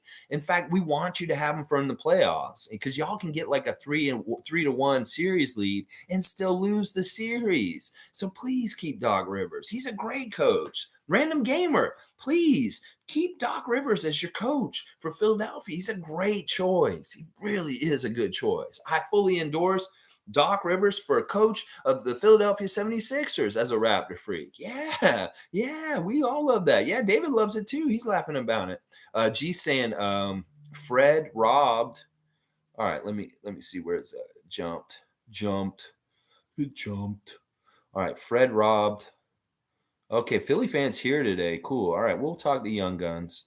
Young Guns was here before. I don't mind Young Guns. He's all right. We'll have to see what he has to say. He might be talking a lot of trash today. We'll have to see. Okay, Fred robbed Allen and now Embiid. He's feisty. I know he's a giant killer. G, it's like Fred has got these hands of steel, strong stone hands and stuff like that. Boom. I don't care if it's the center, the biggest guy in the court. I'm stealing the ball from him. That's kind of a signature move right now, the way he did that to Allen and Embiid. Mike saying it's not a secret plan against him. He takes the ball when the big is going up for the shot. Yeah, it's a Kyle Lowry move. Kyle taught him that. Kyle knows about boof. I love that move. I've talked about it all year since this channel's existed. The boof. That's what I told people why we should not be worried about Fred playing in a positionless scheme. Because when he gets switched to down low, he has boof. I'm just going to call it boof. I love it. Let's see. Monique is saying Gary Trent Jr. slowly finding himself. Now what do fans have to say? No negative. I mean, listen, he's making me look like Nostradamus. I can predict. I'm saying, y'all, listen, just let him shoot. He's going to be great. Boom, he's great. And I'm like, yay, I look good. Because that's really what it is. We need to just ride or die with him. He's going to make his shots more often than he isn't. And he's trained for this for so long. You would rather have somebody who's trained and really worked so hard on their craft for their whole life doing these kind of shots instead of somebody who's just kind of like, he's a professional. You want him to do this. You have a hit to make, a hitman. You got to hire a good shooter, a sniper, somebody who's trained and good at it. You don't want to hire just some Joe Schmo who thinks he's good at it. Well, this is who Gary Trent is. He's a professional. He's a real hitman for NBA shooting threes. and that we need to go with the wins and the losses with him. Like I said, he only missed 5 shots last night, and they're all behind the 3-point line. Meanwhile, he made everything within the 3-point line, and he made most of his 3-point shots. So he was 11 to 17 as a high volume shooter. That is a very good percentage for him. Usually he shoots below 50%, and he can still have a good game. So when he shoots over 50% and he shoots really well, you know he's cooking. And he was definitely cooking last night. And I love Jordan Bolton posting a picture of him and Gary sitting there, like on Twitter. And he's like, yeah, now we want to see what y'all are going to say. You go King Bolton. You go King Bolton, and keep fighting that good fight for your good friend Gary Trent Jr. And I will fight with on your side also to help that fight also. Because, yeah, he's so awesome. I love what Gary's doing. Like, listen, respect that man, Raptors Nation. Stop talking him down and let the man go through his ups and downs, because the ups are so beautiful. The ups are so beautiful. The downs can be a little sad, but the ups are something beautiful to be seen. So go with him to see those great, beautiful vistas, the beautiful panoramas that he gets to. Come on now. All right. Gary Trent is going to be our fourth quarter assassin. I love that. Logical saying, not gonna lie, fans are so flip-floppy with the name Gary Brick Jr. was being used earlier in the game. And then I know that's just disrespectful. Those are not fans of our team that call somebody like that Gary Brick Jr. Anybody who says that's outing themselves as a half-hearted Raptor fan. Fuck you if you're using those words and you're out there and stuff like that. That's not a Raptor freak. That's not a person that belongs on our channel with us. If they're so easy and so quick to say that, yeah, you go ahead, and I hope you have those receipts and real Raptor fans come and tell you what it really is like and stuff like that. You put that out there, that kind of stuff, that disrespect, that kind of slander, you will get that. Especially if you come in here with that. Oh my gosh. Monique saying great crowd last night. OG wasn't having it with Embiid. Yeah, Embiid talked a little trash to him at one point, and OG did not look impressed. It was funny. Yeah, it was funny. He was like, he just kind of looked off to the side. Tom Duke's got a little bit of a rebus Friday night, more floppy JoJo's smothered in 100% Canadian maple syrup. Get those flapjacks and stack them real nice. Pour on that 100% maple syrup thick with a nice double-digit lead like we did for the half last night. The second half, a 10-point lead, the whole second half. Pour it on real thick and put that pat of butter. Bam! Gary Trent Jr. dagger from the corner. And bam! We won the game. All right, let's see what Young Guns is saying. This is Philadelphia fan coming to say hi after the game last night. Good win. It was tough last night. It seemed like all the referees were in cahoots with the Raptors. Definitely some home cooking. I think if Adam Silver investigates, he'll find some foul play. I don't know about that, Young Guns. I mean, all right, if you want to blame the refs, we'll let you blame the refs. That's what I'll say to that. Logical saying, wait, bro, the refs were calling the raps on everything. Not going to lie. Yeah, see, Logical Raptors fanatic is seeing something different than what you're seeing, Young Guns. Now, we'll talk this out. We'll have to say, I know you're here for a while with more comments. So we'll see what else has been said. Summer Lowe saying that she enjoys watching the Lakers fail. I'm with you, Summer. That is a very entertaining show also. I mean, if you're going to put them on broadcast television all the time, NBA, then we're just going to have to keep seeing them fail and look so miserable and awful. Darvin Ham is not the savior as a coach, obviously, and Russell Westbrook is not a fit. I don't understand why Russell bought a house across the street from LeBron, since he obviously doesn't want to play in LA. He really, really doesn't. We hear different things. Like, oh, he's living across the street from LeBron and their neighbors. But then I'm also hearing he doesn't even want to be there. Like, what is going on with y'all? And there's some good offers out there for Russell right now. Why isn't anybody why aren't you doing it, Lakers? And I don't understand Rob Pelinka getting an extension. You're a shitty GM. You are one of the worst GMs in the NBA. And it really kind of is a weird, fishy thing that you just got doubled down for more years, because you're awful, dude. You need to be fired. Seriously. Rob Pelinka is a big part of the reason why the Lakers are so shitty.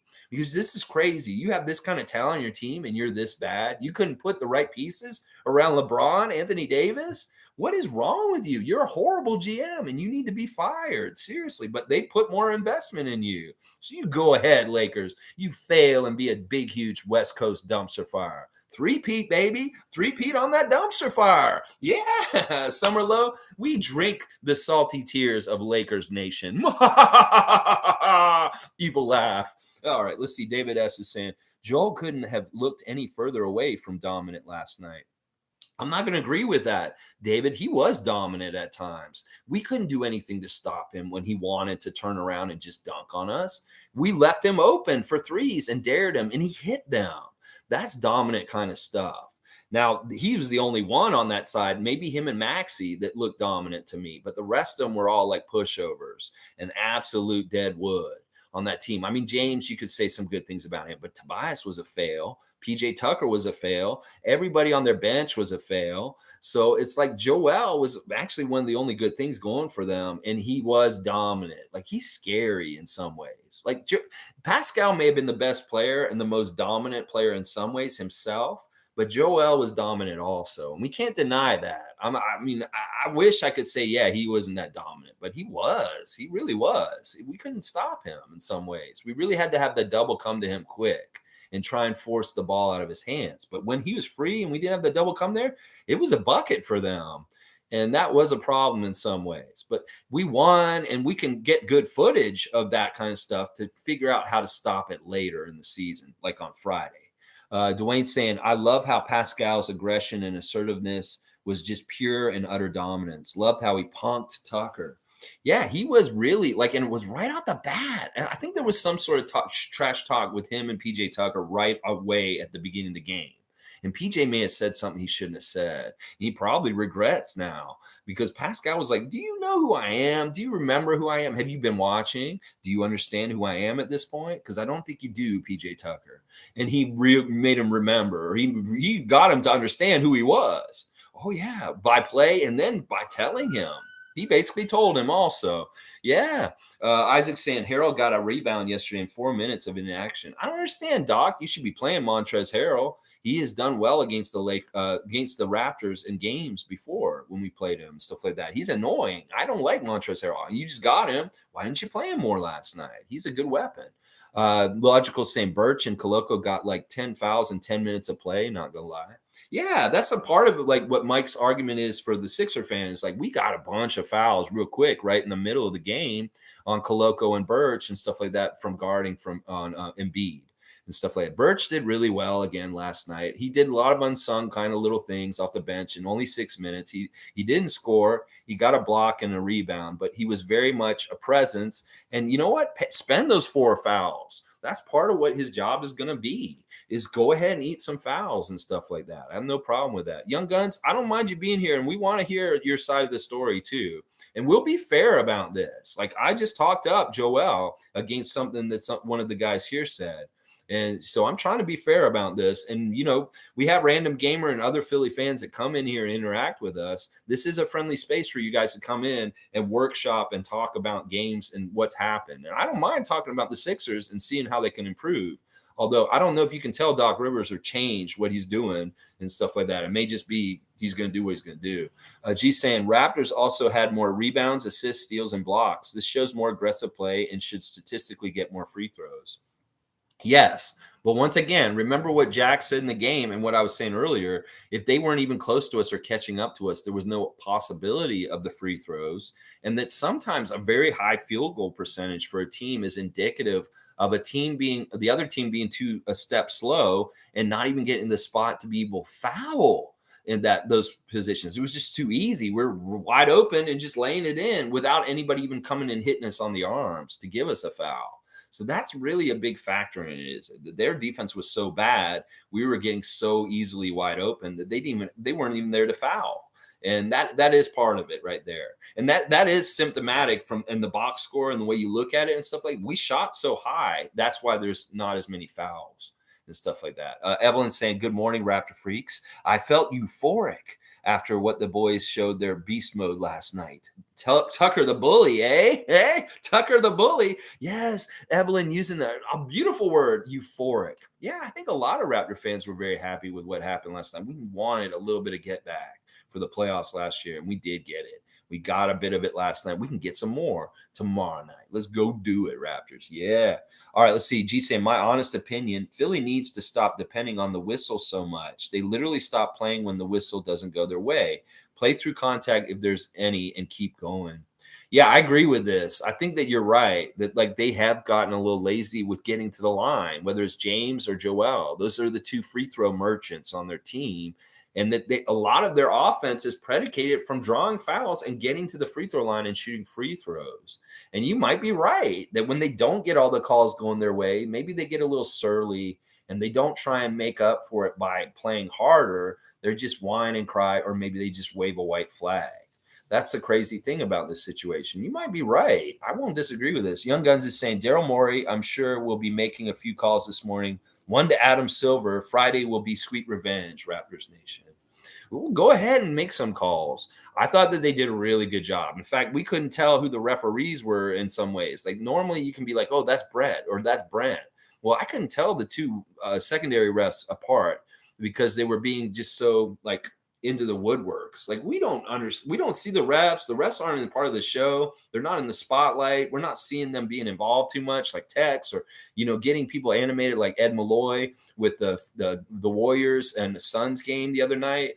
He was right in the middle of it and very much a spotlight on Ed Malloy in that whole fracas with Klay Thompson and all that bullshit. Well, none of the refs were doing that last night. No spotlight was put on any of the refs. In fact, could you name one of the refs that did you so wrong last night, Young Guns? Could you tell me any of the refs' names that did you so wrong last night? No, you can't because they're anonymous to you. And that's what I'm saying. They didn't do anything wrong. They called the game very straight up. It's just y'all's team is lazy. And y'all come on Friday. I'll do just like The Rock. Just bring it. Just bring it. You want to have another second night in the SmackDown Hotel? You come stay for a second night. We'll renew your room for one more night, and we'll have you just get another SmackDown on Friday night. Woo! Yeah. Blackhawk saying LRF.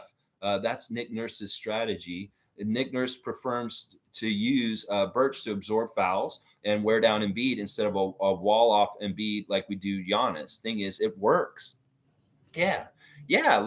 Go ahead and just get physical with them. Do whatever. Kem Birch has 6 fouls. He's not going to play most of the game. You can eat him up real quick. That's not going to hurt us if Kem can't play all of a sudden.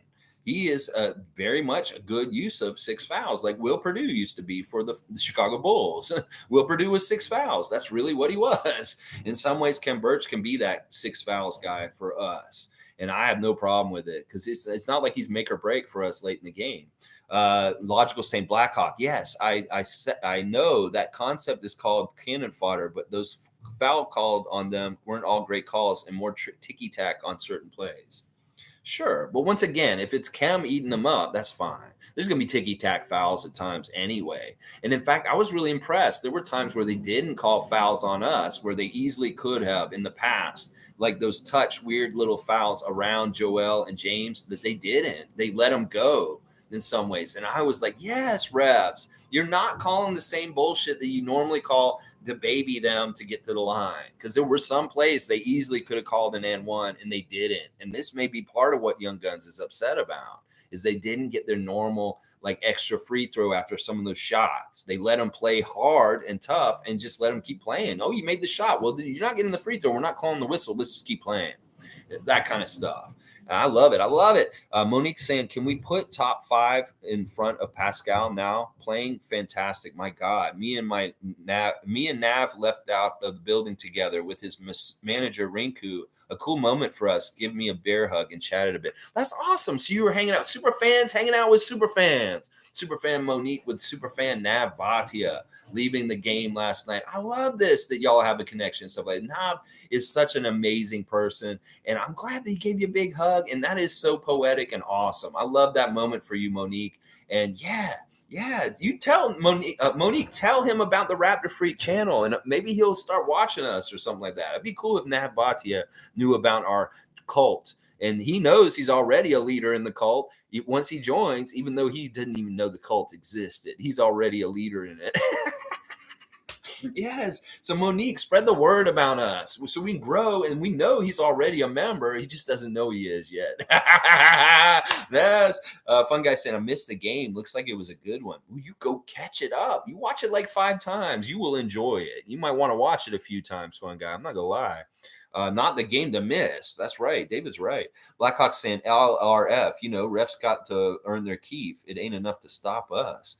LRF. I'm trying to remember what you mean with our acronym. Oh, Raptor Freak. You're saying Logical Raptors Fanatic. I got you now. You know refs got to earn their keep. Okay. Yeah, I don't think they were that bad last night. Some people are saying they were against us. Well, Philly fans think they were against them. I don't think they were against anybody. They just called it right down the middle last night and stuff like that. Logical saying, hence what I was saying about the refs calling the raps on like everything in response to the raps bought the refs. That's what I'm saying. If they think that the refs were helping us, and some of our fans think that the refs were helping them, then the refs did a good job. That's what I'm going to say. If both fan nations are upset about the refs to a degree, then that usually means the refs did a good job because they pissed off both sides. I'm not pissed off about them last night. I thought they were great. I thought they did a perfect job. In fact, they may have reffed the game the best out of all the games we've had so far this season. I think that they did a good job, honestly. Young Gun saying, I do have to say, Siakam looks like a budding superstar this season. 25-9, 8-1. This season is phenomenal. Respect, Young Guns. And listen, this has been really hard work by him. I mean, as a guy where he came from and where he was drafted in the position he was drafted, and everything he's done was not expected. This is all crazy and coming out of the blue. And that's what makes it so special with him. And on reverse, I'm really impressed with Maxey. Maxey started really slow this season so far. You know this. He's had a couple dud games, but last night he was definitely back to form from last playoffs as far as just how electric a scorer he is. His deep threes are nasty. He has that quick release, and the way he attacks the rim is so scary to a fan of the Raptors like me. So, Max, I'll turn around and give a good compliment to your young star because he is incredible. 31 points last night. Really good game by Maxey. And he does kind of own Fred to a degree. I have to give him that. I wish Fred had looked better against him healthy, but Maxey was still torching him. That's just the truth. And I hate to say it, but it's true. Blackhawk saying Tobias was a no-show. Yeah, that's what I'm saying. Mike's saying that contract for him, he's not earning it by his production like last night. Tobias Harris is somebody that they want to celebrate and talk big things about because he's so versatile. In fact, he's kind of like our team. He's the player on their team that's the most like our team, but he's not doing the kind of things like our team does. I mean, he did a lot of stat sheet filling in the middle, but no scoring at all. And I think that's what they really wanted from him last night is they needed some scoring from Tobias. Sure, the rebounds and the assists are great, but where's the scoring, Tobias? That's what's up. Yeah, respect, y'all. Respect. Yeah, you guys show respect to Young Guns. Young Guns, respect for being here and talking to us this morning. Isaac Campbell saying, it's okay to be a Raptors fan. Trust the spicy process. Yes, Isaac Campbell. All right, let's see. Young Guns saying, that's our Tobias. He'll give you 15 one game and 5 points the next. He's still on that 5-year, $180 million contract. It's time for him to move on. We've seen enough. See, he's not having a problem if they traded him. If they got something different for him right now, Philadelphia fan wouldn't be that upset. I mean, if I was a Sixers freak, the equivalent of me for their nation, I probably would be kind of saying, yeah, I wouldn't be upset if we traded him. And I may be kind of like gauging who would be realistic for kind of trying to target to get in return for him and stuff like that. It's weird because Tobias in some ways is like Gary Trent. There is going to be an inconsistency to him, just very much like Gary Trent Jr. That Gary can have a night like Tobias had last night easily. He has at times, but not very many, more far and few between, hopefully. Stuff like that. He's been on point lately. Monique saying, my 3 stars, Pascal, Scotty, and Gary. That's the same ones I had, Monique. My number 1 star is Gary, just because he deserves it. He deserves it for all the hate he's been getting. Was the best player on the court for us last night. Even though Pascal really was the best player in some ways also. And then Scotty, 3rd star, just for that exuberance, that joy that he plays with, the fun that he brings to the court when he's in the lineup. Logical saying, give Tobias a 25% max contract was their fatal roster mistake. Well, it is what it is. Say love you. Fun guy saying, Rick was here in Canada because weed is legal. I hope so. Seriously, Rick, smoke more dope, bro. That'll help you live longer life. We love you. We don't want you to die as a wrestling legend. We really love you, Rick. and we don't want to see you die. So please go smoke weed. If you feel like drinking anything, even if it's wine or beer, because I know that's one of the things you did as an alcoholic, you try and change from your liquor and your spirits to, oh, I'll just drink wine now instead. Well, that still fucked you up and made you all fucked up in the middle of the day at like 2 p.m. on your podcast. So you're telling us you're not drinking during the day, and you're obviously drunk during the podcast. You're lying. I could see it. You're drunk on your show. You're slurring your speech, and your eyes are blood red, and you're saying that you're not drinking during the day, yet it's sunlight's coming through your window on your podcast. It's like you're blatantly lying, bro. You got a problem. You're an alcoholic, Ric Flair. Go put down the bottle and go keep picking up the green. It'll make you live a longer life. Seriously. Young Guns is saying logical Raptors fanatic. Really bad idea. Horford's contract was bad for us as well. It never worked. He goes back to Boston and immediately goes back to being an impact player. I know that's annoying. That would annoy the hell out of me if I was a Sixers fan too. I mean, there's different things that have happened with moves around your team. Obviously, Jimmy was the guy that y'all needed to keep. And it sucks that seeing him go to Miami and stuff like that and feeling like, because he was really that mojo that had you guys in that one series with us, with Kawhi's shot and stuff, that you guys had such a good year that year. And it just was Kawhi being on our team at that time and the things that happened. Y'all may have gotten like past us and like gotten really like maybe you guys would have gotten the championship in 2019 because Jimmy Butler really was a crucial part of what made you guys so good. The two dudes that I didn't agree with you losing were Jimmy and JJ. When you lost those two guys, I was like, man, that's fucking up the Sixers. And it really has. And like, yeah, I agree. The Horford stuff was kind of messed up too. And I don't like seeing him have success in Boston afterwards, even as a Raptor fan. I just don't want Boston to do well in general. So I'm serious. Young Guns, y'all beat the Celtics when y'all played them. I was pissed that y'all didn't win that game, the first game of the season. I really wanted y'all to beat the Celtics. Every time you beat them, beat the fuck out of the Celtics. I'm with y'all. I told one of the other Sixers fans that comes here, if y'all have a winning record against the Celtics this season, I might wear something Sixers on my channel because I really hate the Celtics that much. Yeah. Logical saying Siakam is our highest paid player by far and at an all NBA level, up 28% max contract. Next biggest is Fred VanVleet at $21 million per year. They're both worth the money. And if we do an extension on those guys sometime in the next year at any point, I don't want to hear any grumbling about them getting that amount of money. They are worth it. So Raptors fans, just realize if we pay these guys big amounts of monies, that this is exactly what they should be getting. Compare it to the rest of the people around the league and stuff like that. And you'd be like, okay, yeah, they deserve this and stuff like that. Logical saying, Young Guns, you guys had something with Butler and Embiid and need to lock that in. But I know everything behind that's all behind now. So it came out tough in the end. Elton Brand isn't great at team building, in my opinion. Is he still the GM there? I like Elton Brand. I liked him as a player. He's just a good dude in general and like stuff like that.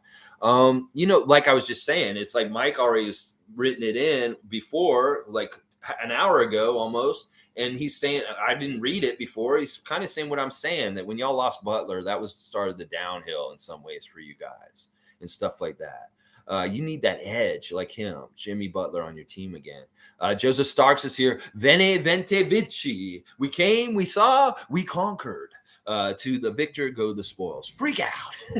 Yes, Raptor freak Joseph Starks on the West Coast, holding it down. Yes to all that. The Latin, everything you're doing. I think is it Latin or Italian? I think it's Latin. Blackhawks saying true, logical Raptors fanatic. Sixers made many contract mistakes on top of Tobias' contract. Yeah, it's tough. They're tied up in certain ways and stuff like that. Monique saying, say it. I'll say it again. Lex, PascALL NBA. PascALL NBA. Maybe he'll make first team this year. And that would be the first ever Toronto Raptor to make the NBA all first team. All NBA first team. I would love to see that this year with Pascal. I want him to be so good that they have to put him on the first team.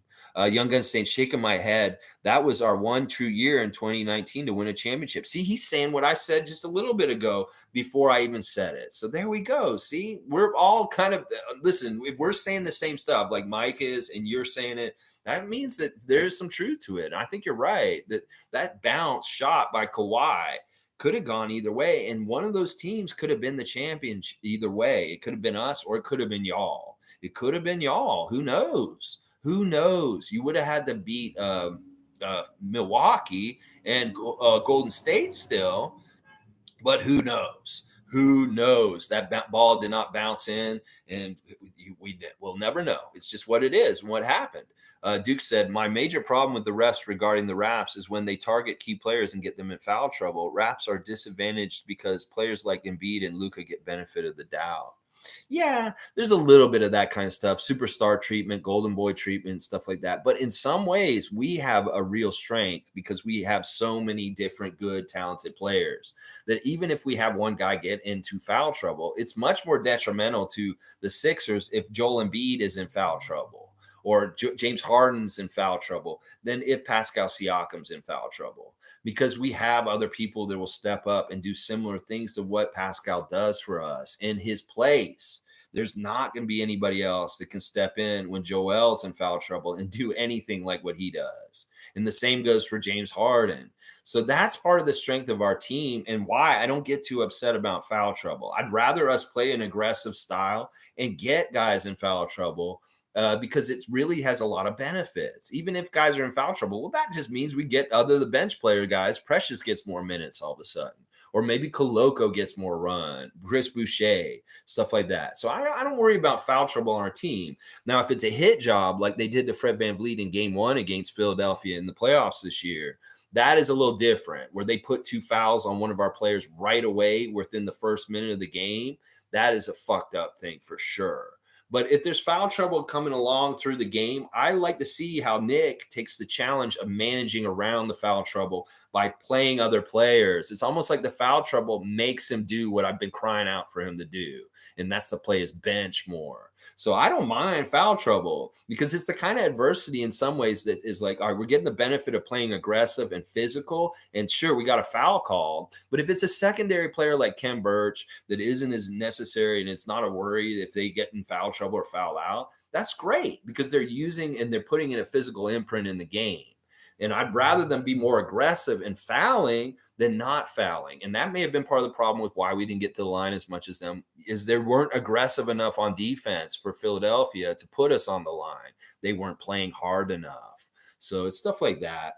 Let's see. Young Guns is saying, I'd trade Doc Rivers, Tobias Harris, and a first-round pick for Nick Nurse right now. What do you guys think? We're a little bit of front office work here right now. I don't know. I mean, as tempting as that is, we love Nick Nurse. I mean, holy cow. This dude is something else and something like that. He's kind of untouchable like Masai. We just don't want these dudes going anywhere else. They are purely Toronto people, and they have said this themselves. Like, I don't understand why Nick would want to be on that team in the first place or why we would want to make this trade. And because it's a mess. He's in a good place. He's in a position for all kinds of success and happiness and not easy, but a better path. And it would be hard to kind of try and figure things out if he showed up on your team and trying to start and fix everything and stuff like that. In some ways, he's done a lot of hard work to set things up here and stuff like that. So I don't know. Wishful thinking on your part. And thank you for the compliment and stuff like that. We don't want Doc, though. We would maybe take Tobias. Tobias might be very helpful on the Raptors in certain ways. He'd be similar to like what we have with Otto Porter in some ways. Off our bench right now and stuff like that. Mike saying, Young Guns, we took a big swing at the right time, in my opinion, and everyone saw the window for the chip. And the East at trade deadline was getting big pieces, but Masai got the piece, Gasol, and made the winning bet. Yes, that was very, very smart GMing. And Gasol was the little bit that probably did put us over. I mean, Kawhi's presence obviously was a huge driver for why we won the championship.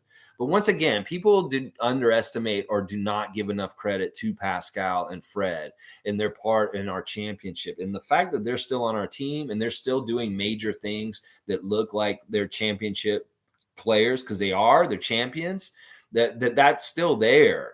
And that everybody likes to say, Kawhi this, Kawhi that. Well, Pascal and Fred were a part of that also. And they were there and they remember what happened and they were a part of it. So OG, Koloko, and Birch had some trouble last night, but our bench depth came into play. That's Duke Rock saying that.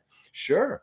I thought that the bench guys that came in were very effective. Like I said, I love that tag team of Boucher and Achua. Koloko is a very different look for us. He has rim protection that we saw that we needed against the Sixers, and we got it last night with the block on Maxey. Kem Birch can foul a little bit. And the thing I really liked about what Delano did last night was he finished in that really difficult fast break where he had to go up and under and lay it in. And he's really good at finishing under pressure with guys around him and at a very quick pace.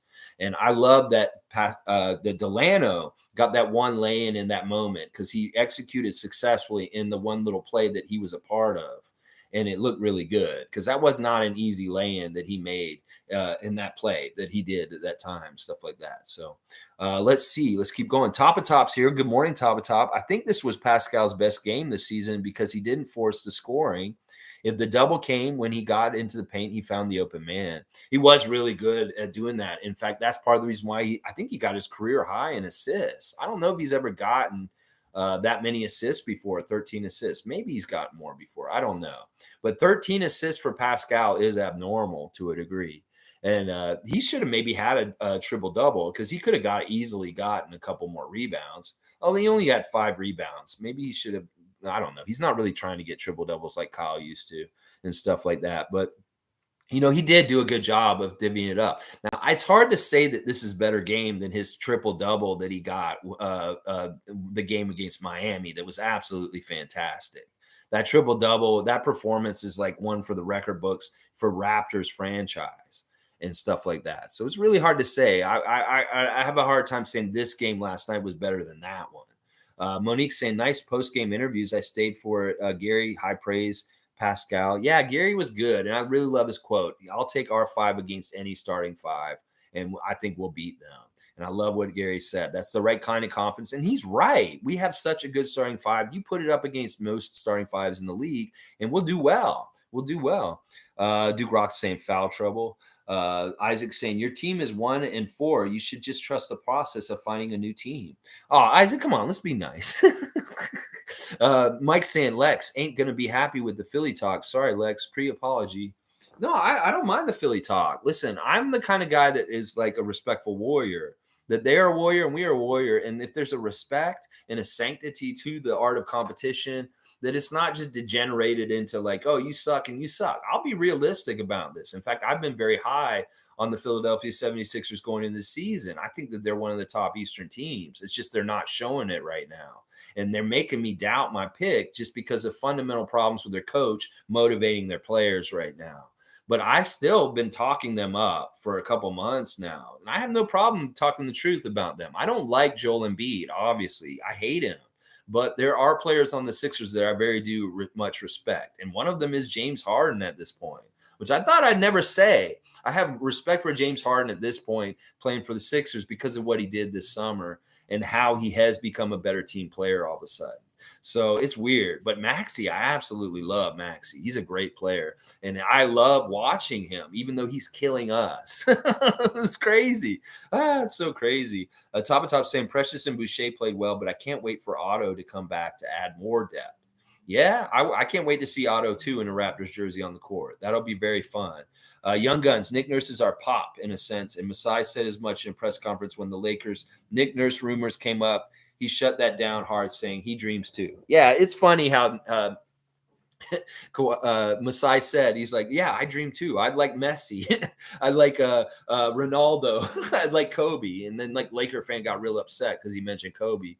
Well, yeah, he's like, I dream too and stuff like that. It's fine. Listen, that's a compliment. We need to be graceful and respectful that he's giving us compliments and not be assholes about it. Just kind of be like, that's very kind thing for you to say about Nick Nurse, that compliment that you like to have him as your coach and stuff like that. We appreciate that.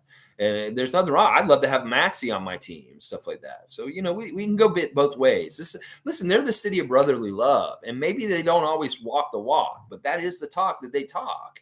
And they do. There are some people there that really do take that seriously.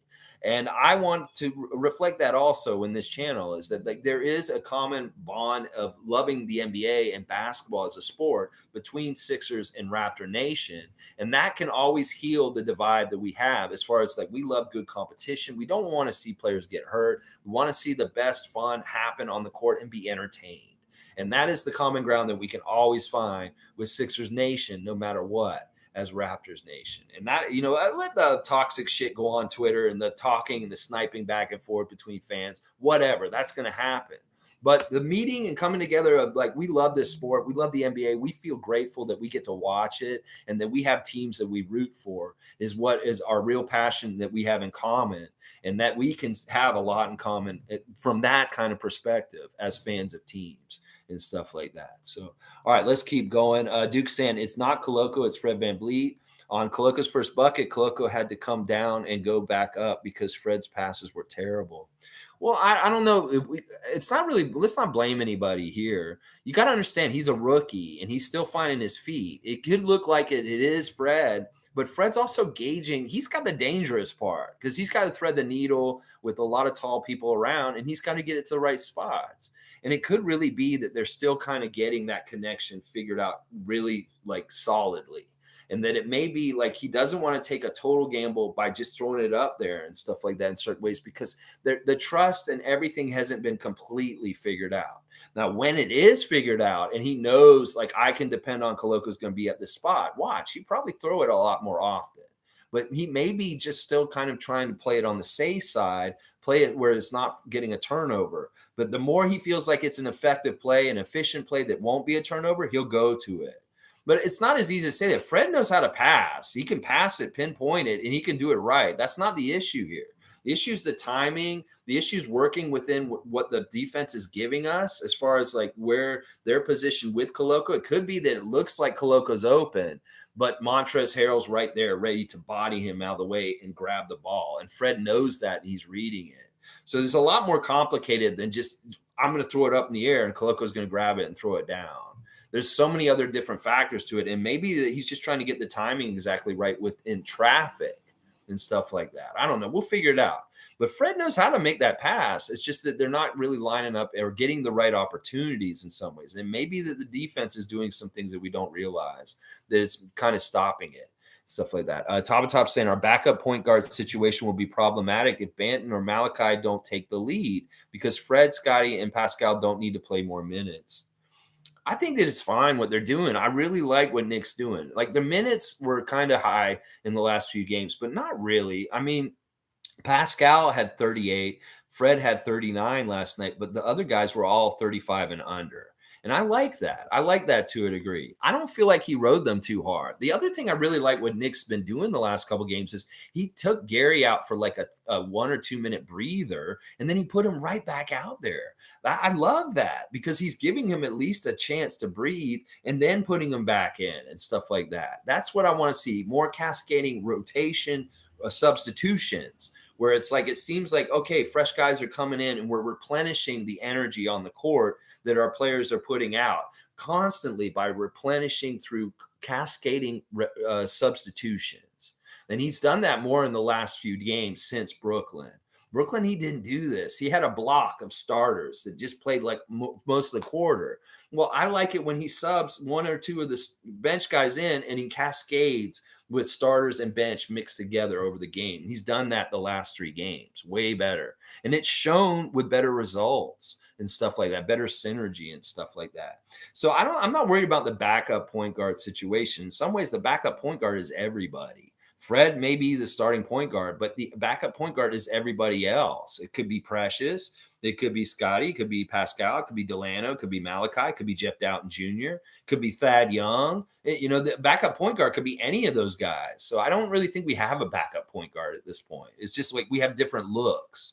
As far as it's kind of like we have different looks to guard centers, Kem Birch, Koloko, Precious, Chris Boucher, and we have different looks to play backup point guard, Malachi, Delano, Jeff Doughton, Scotty, Pascal. So it's really versatility, and it's awesome. It's so much more powerful than worrying about, oh, is this person exactly this role? No, it's ambiguous. There's so many different people that fill that role. And it's not just like Malachi's our backup point guard. No, it's not that. Our backup point guard is actually like a combination of like 7 dudes. It's weird. It's very weird. Duke's saying small sample size, but I've been looking for those passes from Fred VanVleet. Lowry nails those passes 100% of the time. Well, like I said, it's going to develop. Koloko's played how many games in the NBA at this point? He's already got an ejection and a start, which is fantastic. But he's really is so young in his career. And let's let this develop and see how it comes. There's no point to blame anybody. This is just early development, and let's see how it comes over time. It could be a whole different kind of thing by Christmas where you're like, wow, Fred is lobbing to Christian all over the place. It's just real early. It's way too early. David's saying, haha, fire alarm. Yeah, we'll pull the fire alarm for Joel. I know you Saborans are doing covert stuff down there. Y'all should come join me today. Come meet me at 420, David, if you guys are free. Go meet me down there and let's go meet Scotty today. Seriously, somebody from here that's in Toronto is downtown that can meet me down there at 300 King Street East at 420. Meet me down there because I know you guys will do it. So you and Peter come see me today, and let's go meet Scotty together. Seriously. And then maybe we'll go find out where Joel's staying and pull the fire alarm after that. Logical saying Fred VanVleet has looked to improve his passing. His passing's fine and stuff like that. I don't know. I think we're making something out of something that isn't even an issue and stuff like that. That's what I'll say. Let's see. Cool Cat saying, is the Scotty event open to anyone to show up? I thought you have to register. No, I don't think you do. I think that what happened was the other day was the thing where you have to win the competition. It's up on different places saying you can just come down and come to it. Maybe I'm wrong. I'll look at it again, but I think it is a wide open. It's just that they're not heavily advertising it. And it may be something, I don't know. There may be people down there already camped out to get in there today. Who knows? I don't know what to expect, Cool Cat. That's why I'm not saying I don't know what's going to happen for sure today. But I'm just going to go down there and try my best, at least give it a shot, and we'll see what happens. But I'll look at this. If you think that it's something about having to register, maybe it'll be real easy, and I can just do it real quick. Top of Top saying Fred took over at the right time in the fourth, but I still think an elite shot creator in the backcourt will put this team in championship contention. Yeah, I don't know. Fred, who's an elite shot creator is Gary Trent Jr. He's an elite shot creator. So is Pascal. I mean, why do we have to look outside of our team? Why can't we understand that the plants that are in our garden right now could grow into the plants that you think that we need? That's what I'm just saying. Everybody says we need a superstar. Oh, we need somebody to take over. And so well, what if we already have it? That's what I'm trying to tell y'all. Let's just let the guys develop and stop looking outside of ourselves for answers, because the answers aren't in other players on other teams like Donovan Mitchell or Jordan Clarkson or SGA or whoever the people wanted to trade for or get to this team this year. The answers are within ourselves, and we will find the answers very strongly within ourselves. So let's stop looking outward and let's look inward and develop from within and stuff like that. Seymour saying convincing win. Let's get it, Raptors. Yes. Seymour Pape. I love it. Yes. Logical saying facts. The Koloko thing got Masai hot and bothered. Oh yeah. He got that $35,000 fine and he has no problem paying it. You go, Masai, you Jerry. This shows more and more that you're a real one. You're like us. He really is one of us. Alex Derricks is saying Miami. Yeah, we got 1-1 against them. We probably shouldn't have lost that first game, but it was a scheduled loss after a road trip. Yeah. Seymour saying, I respect Pat Riley and all, but he ain't no Masai. No, Pat's old. Pat's old school. He has old thinking. And Miami looks bad. Their roster construction's all fucked up right now. Philadelphia looks fucked up, and so does Miami. They don't look right. Their benches are shells. Like, they have no bench. Neither one of those teams have competent bench players right now that are doing anything to help them. So, yeah, I look at the roster makeups of those teams, and I'm like, I thought that Philadelphia looked good on paper, but they're just not performing. Meanwhile, Miami just doesn't look good on paper. They have problems with their team, and there's some real problems. They're going to have a hard time this year all year long. All year long, Miami's going to struggle. Watch. Logical saying Philly's going to come at us hard next game. Oh, yeah. This is really going to be like the playoffs where one team hits one and hit the other and stuff like that. It's going to be like that. And they're going to be ready for that. The Raptors need to come out and continue to build on the excellence they showed last night. That we've seen some things about how the offense can work really well. Keep building on that. We don't want to see a step back on Friday, and we could very well see a step back, and that'll be unfortunate. But hey, we just want to win no matter what. We'll do whatever we can to win as far as playing gritty, grimy kind of play, as far as trying to get to the win with physical play, or if we're hitting our shots and it's easier that way, we'll do it that way also. But one way or another, we're going to try and win the game. And if our shot's going down, that makes it easier. If it isn't, we'll try and find a way to win either way. Let's see. Cool Cat saying Masai is sending the message to don't mess with his players. It's fine for the league to try and diminish us, but you are not going to physically abuse our players. Disrespect not tolerated. Well, he obviously saw the injustice of Christian getting ejected, and he wanted to let them know. I love him for it, and he's right. But that's way too much money that Raptors people have had to spend on something that should have never happened. But whether it's the 35K for him or the 15K for Christian himself.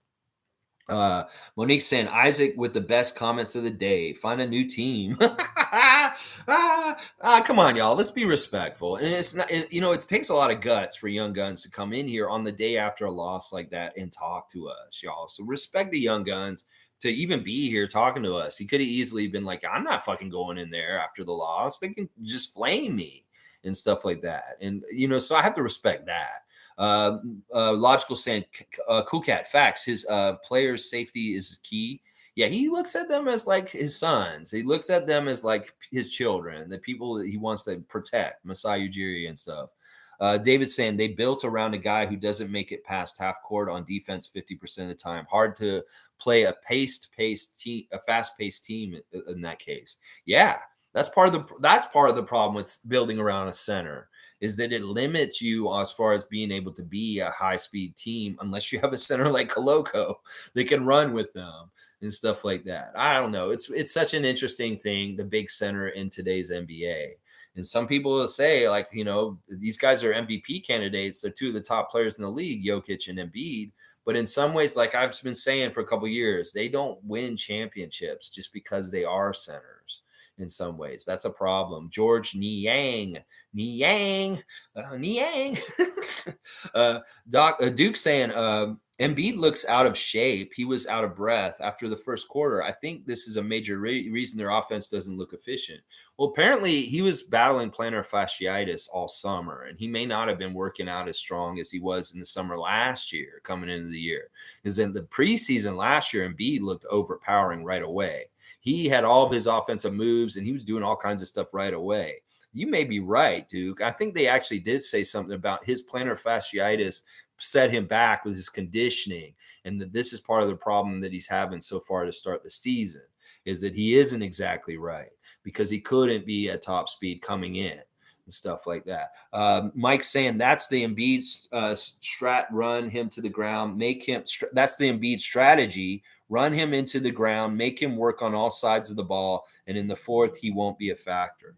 Yeah, because he has to sit, he has to rest, and then that's part of the game where they're in trouble trying to figure out their offense. Sometimes there was a weird part of the game last night where they didn't have Harden or Embiid out there, and the Sixers looked really weird. It was like Paul Reed and Niang and Maxey and they're not even playing Thibault right now, which is very strange to me right now that Thibault's not getting played hardly at all.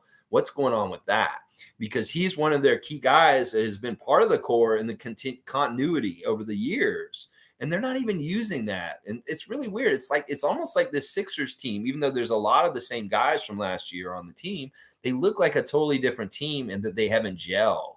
I mean, I know PJ Tucker and Montrezl Harrell and Melton just showed up, but there's something weird about how the core that was there before doesn't look like they're together. It's very weird. There's something weird about the Sixers for sure.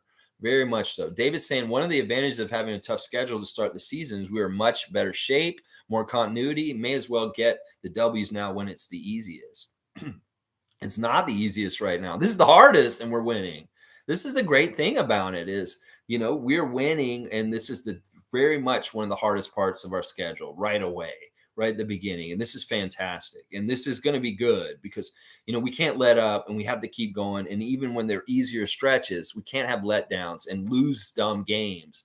To situations where we shouldn't lose. Well, you know what I'm talking about. Games against Orlando, shit like that. Duke saying he barely got back in transition, always lagging behind. Logical. Raps played with good pace last night.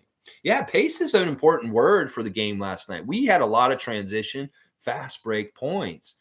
And like they were saying after the game, the Sixers have one of the slowest paces in NBA history right now. That's really bad. But yeah, Joel was an easy cover for Scotty because on a lot of free throws, he just walked down to the other end and Scotty just wait for him down near the basket because he was getting a head start. He doesn't even rebound at the rebound line. He gets a head start to get down there easily and stuff like what you guys are talking about. It's very true. He doesn't like going up and down the court. This is very true. Mike saying we had so much tape on what to do with Philly. Not going to lie. So the more we lose against something, look for that to be worked on. Yeah, as far as like the Embiid moves and him not getting doubled and him getting easy shots right next to the basket, that is definitely something we can clean up from last night. That he was too easily operating with spin moves to the basket and laying it in, and a couple of his moves down there. We did not get the double team to him quick enough. And that is stuff that they'll watch and tape and hopefully remedy for the game on Friday night. And they won't have that much. All right, Tom Duke saying it. Toronto Raptors 2023 NBA champions. Toronto Raptors 2023 NBA champions. And Young Guns is saying his side of it. I don't blame you, Young Guns. BTOB saying that was a perfect game in all aspects. Raptors have a template on how to win every night they play. It changes. It's not really a template. You can't say it's like the same carbon copy because they really do find different routes to get to the same destination. And it may be different players carrying the water and being the scorer and stuff like that. Gary and Pascal one night, Freddie and Scotty one night, stuff like that. But sometimes it's totally different styles of play. Like sometimes we really do depend on our defense to close it out and win the games. That's more often than not true. But sometimes we get into shooting contests with other teams and outscore them also. So it's kind of cool that we have a versatile team that can win games in different kinds of ways. It can be that East Coast defensive grind it out kind of game, or maybe we can go out West and play a West Coast kind of high octane offensive game with the Warriors and try and outscore them sometimes too. So we're pretty versatile in that kind of way. But we're seeing more and more keys to success with our offense from what we saw last night, how it can be way more efficient in sharing the ball and getting 32 assists and just like looking so much smoother. I mean, when we saw that one play where Chris hit that three, it was like, wow, they are hitting everything. And it was just so cool to see. Finally, we look like we can shoot. Finally. David saying Raptors 2023 world champions, NBA champions. Yes, David. Monique saying, well, the Raptors show will be amazing these days. Cameroon, stand up. Stand up, Cameroon. That's right. Raptors, NBA champions 2023. Siakam finals MVP. I love it, Seymour. I love it. I love it. I love it. All right, y'all don't comment for a bit. I'm just over 2 hours. And maybe don't comment anymore, and I'll just finish up the comments and we'll finish up today because I see that there is a lot for me to get to still. And I want to make sure I read everybody's, and I don't want to be here past 3 hours. The glass breaks noise when Boucher and Precious comes in. Fire. Oh, you want him to do the Stone Cold. Dun, dun, dun, dun, dun,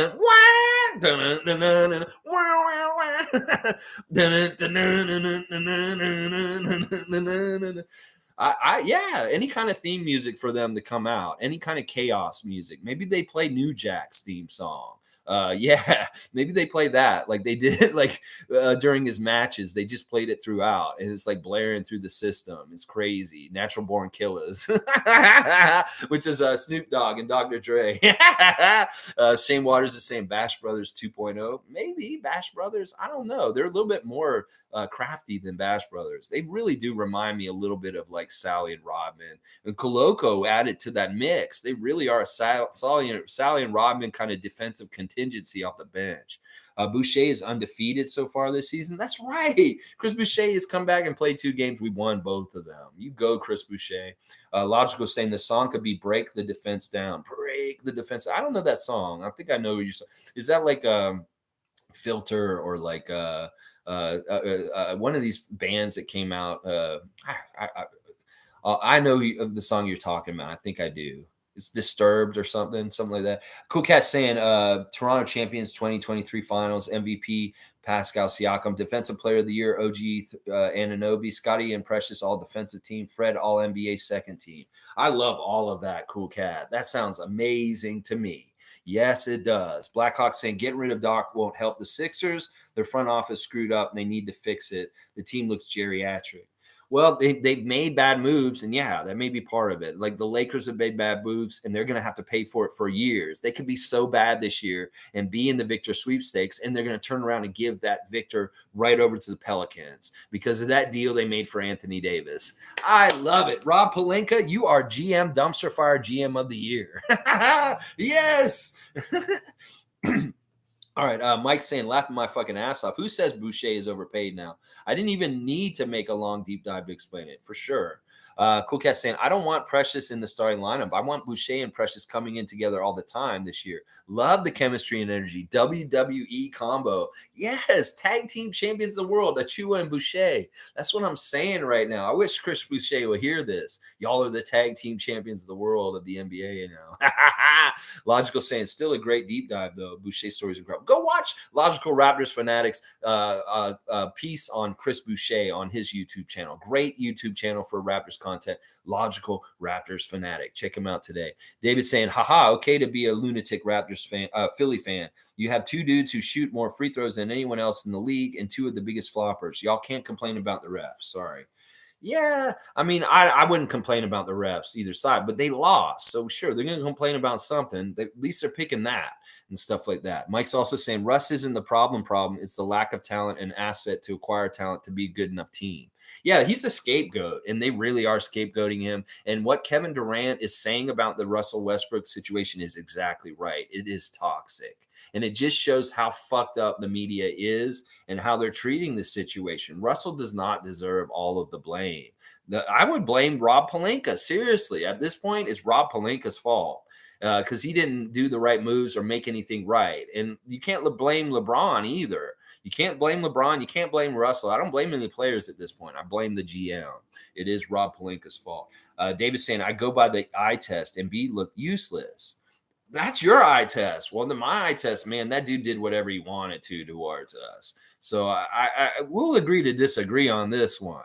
But I hate Joel Embiid. I don't like complimenting him. But in this situation, I have to because he really was. He looked like dominant in a way we haven't seen him dominate against the Raptors in years. Like we've always been used to the Marc Gasol zeros and stuff like that. Well, he got 31 points on us. And it wasn't even really like shooting or hard work sometimes. It was easy stuff that he was scoring on us. And I have to say that's just the truth and stuff like that. Leslie's saying Raptors shared the basketball very well, and you could see from their point totals. Yes, Raptor Freak Leslie. They look so much smoother and efficient on offense. Let's keep going in this direction, Raptors. Remember what you did and watch the film and double down on it. Let's get more of that. I love the stuff by Scotty Deer the basket. This is so good. Until the other teams start scouting for it and doing something about it with an adjustment, we should continue to try and get Scotty down in no man's land underneath the basket and get those easy lay-ins because they will be there because they're not paying attention to that. Logical saying big facts on getting to the guy to even actually foul in connection to the shots made. Yeah, that was Jack that said that in the game last night. And he's exactly right.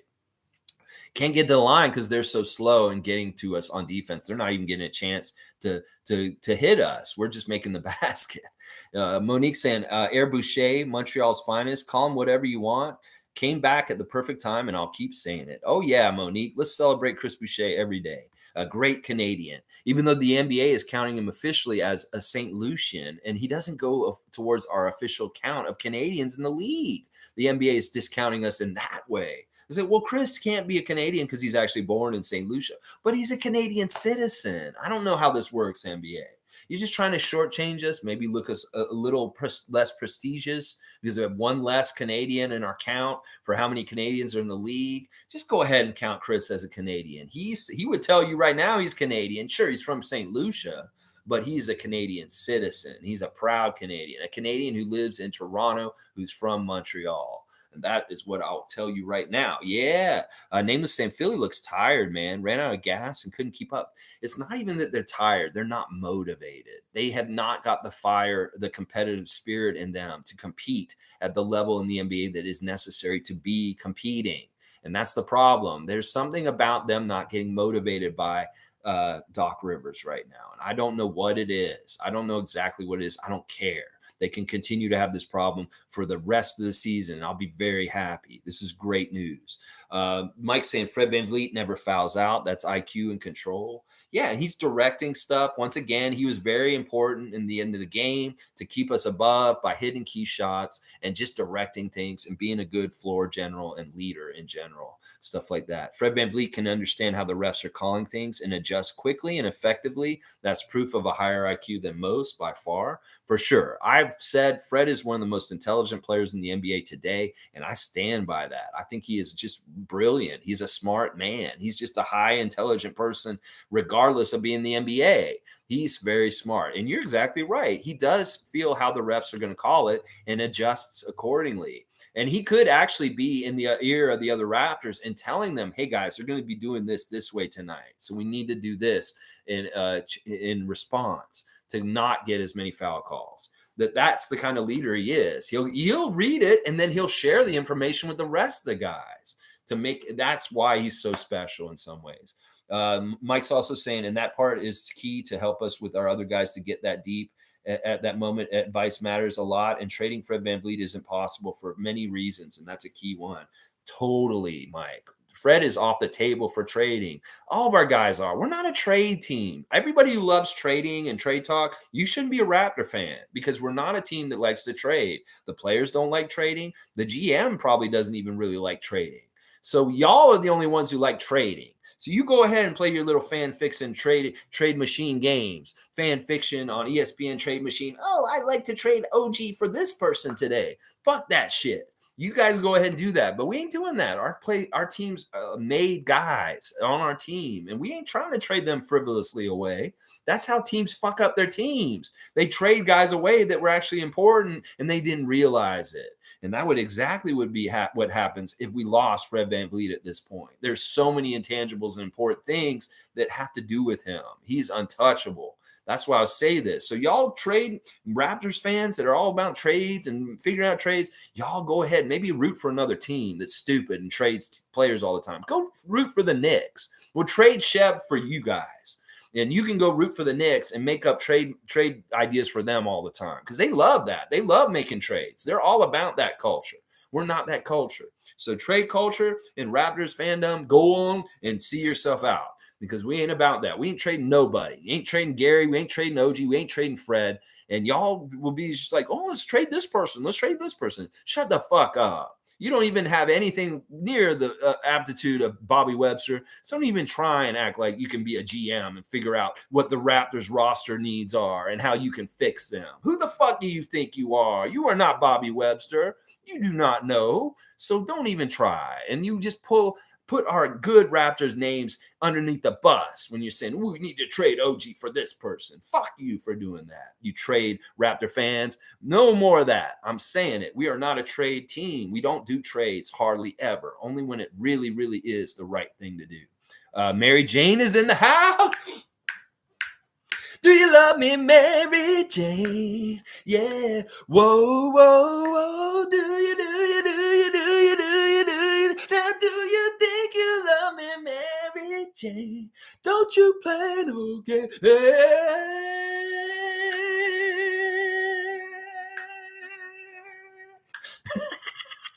I had to do Mary Jane's theme song. Obviously, Rick James, Buffalo's own Rick James. Oh, I love you, Rick James. That's right. This was the best game I've ever seen the Raps play. Super dominant, all players on the court. The cool thing about it was, Mary Jane, was that we had all things going good on both ends of the court. We had that defensive stuff that we've been doing. We were so overpowering on defense, but the offense just hasn't gotten into gear or actually been there. Well, it was finally there last night. It was so beautiful to see. And I agree with you. This was maybe one of the most dominant performances by the Raptors in recent history. And I want to see it replicated over and over again. We can duplicate this kind of stuff over and over again all year. I am here for it every single time. And I love you, Mary Jane. Yeah. Monique is saying, Lex, now do you get why I put Precious third in all-star voting? Incredible start to the season, just beautiful. Some of the all NBA, the NBA experts are picking him for awards now because they're starting to see what's happening with him. Like some people think he could be all NBA third team. That's crazy. He's not even starting. But yeah, Precious is real special and I love it. Monique, you saw it. I believe it. And I'm with you on it. Oh yeah, Mary Jane saying, I love how the fans got after Embiid after every time he took a dive. Yes, yes, the fans were great last night. Our building was electric once again. It doesn't hurt to have the dirtiest player in the game, Nature Boy Ric Flair, sitting at ringside or courtside, I should say. Yeah, it was just a nice crowd and good job. Everybody went down to the building and got loud and brought that right kind of six-man energy from the home crowd for our team. We are 2-0 at home, baby. I love this. We had struggles winning at home last season. We hadn't forgotten how to win in Toronto after the Tampa year. Well, we have not forgotten how to win in Toronto this year. We are 2-0 in our first two games in our home court, and we are defending the North like I hope we would do. So let's defend the North for the third time this season on Friday night against the Sixers once again. That's right. Defend the North. We the North. Yeah. Yeah. Patrick's saying, aim is to achieve similar wins with Fred logging less minutes. Yes, this is a great strategy to have is if we can limit Fred's minutes and still win a lot of games. That's fantastic. We do want to watch him for over the course of the year so that he can be in really good shape for when the playoffs start. This is a great goal to have, Patrick Douglas, and I agree. We got to watch this, and we just want to see he's moving well and nothing weird or crazy happening. We just want good health for our guys all year. Knock on wood. That's right. Mike's saying we all love the game of basketball and winning principles don't change. So we're almost the same people in different groups. So no need to be a nasty person about things with people if born somewhere else. Yes, that's just a great philosophy in general for anything in life, regardless of being NBA fans and fans of other teams and stuff like that. Jordan saying, I got to see Ric Flair at game yesterday. Woo! Yeah, just an added perk to it. Woo! I'm going to come and steal your woman.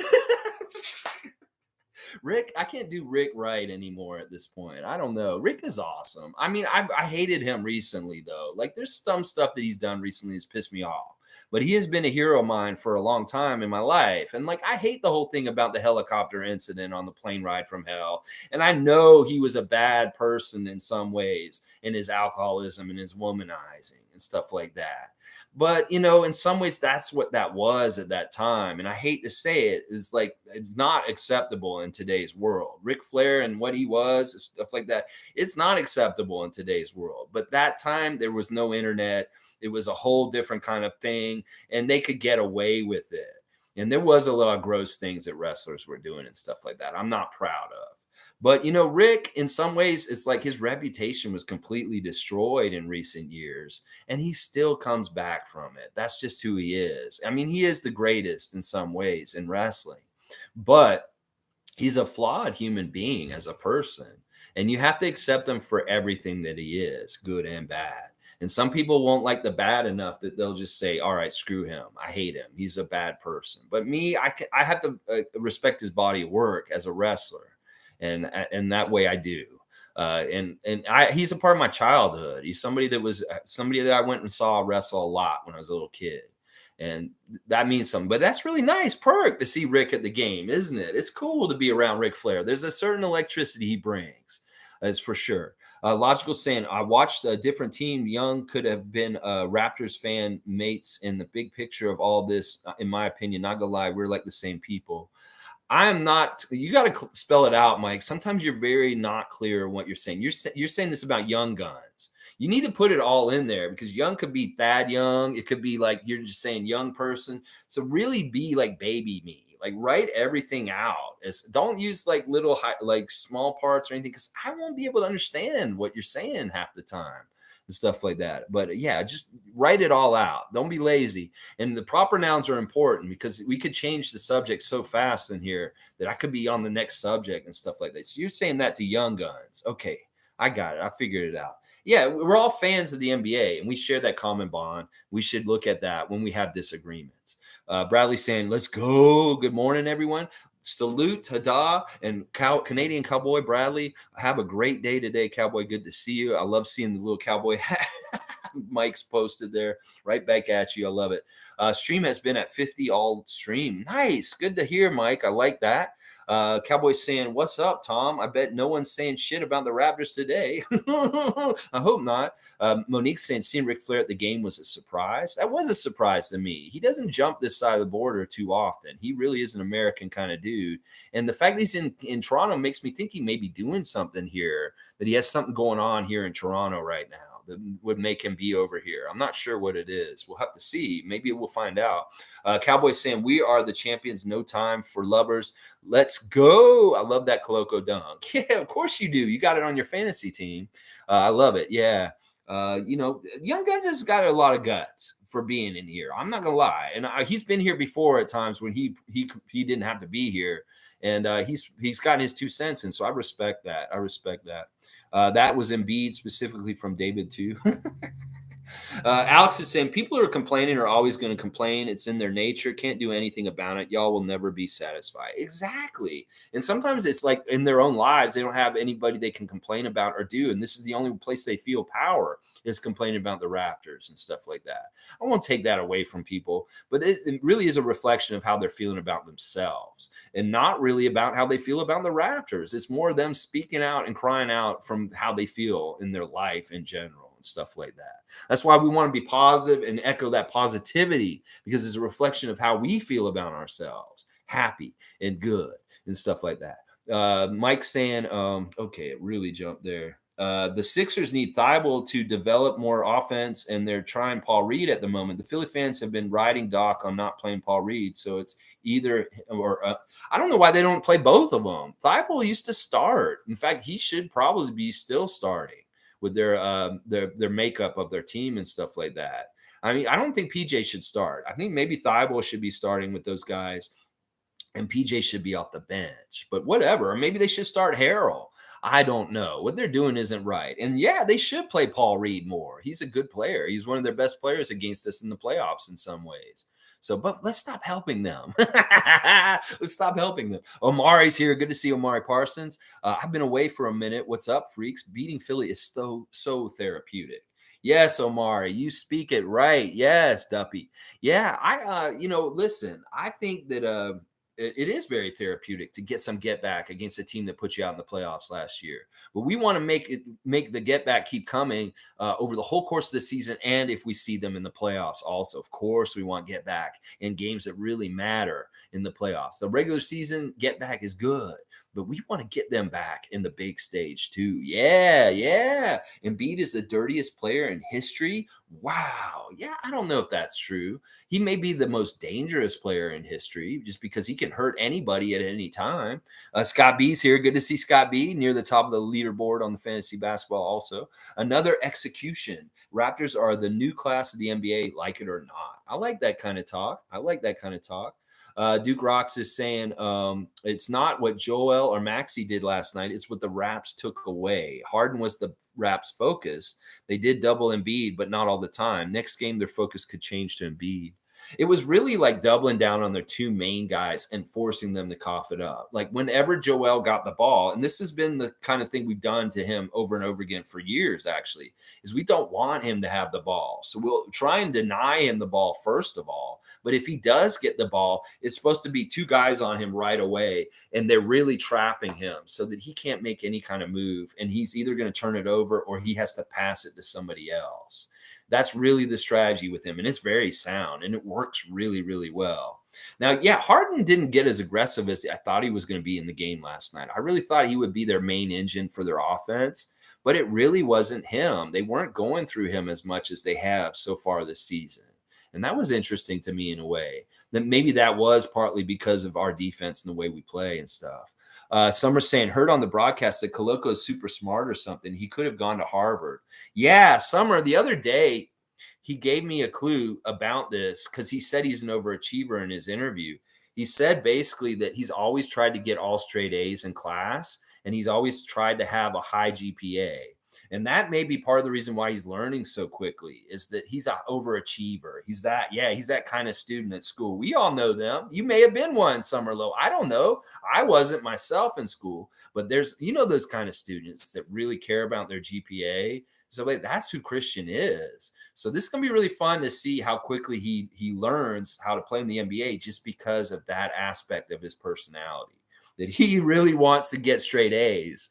And if straight A's are excelling and succeeding on the NBA court, and that's transferring that kind of idea. I mean, look at the picture of him and Pascal, that first picture of them. He looks like such a nerd in that picture with his glasses, little skinny guy.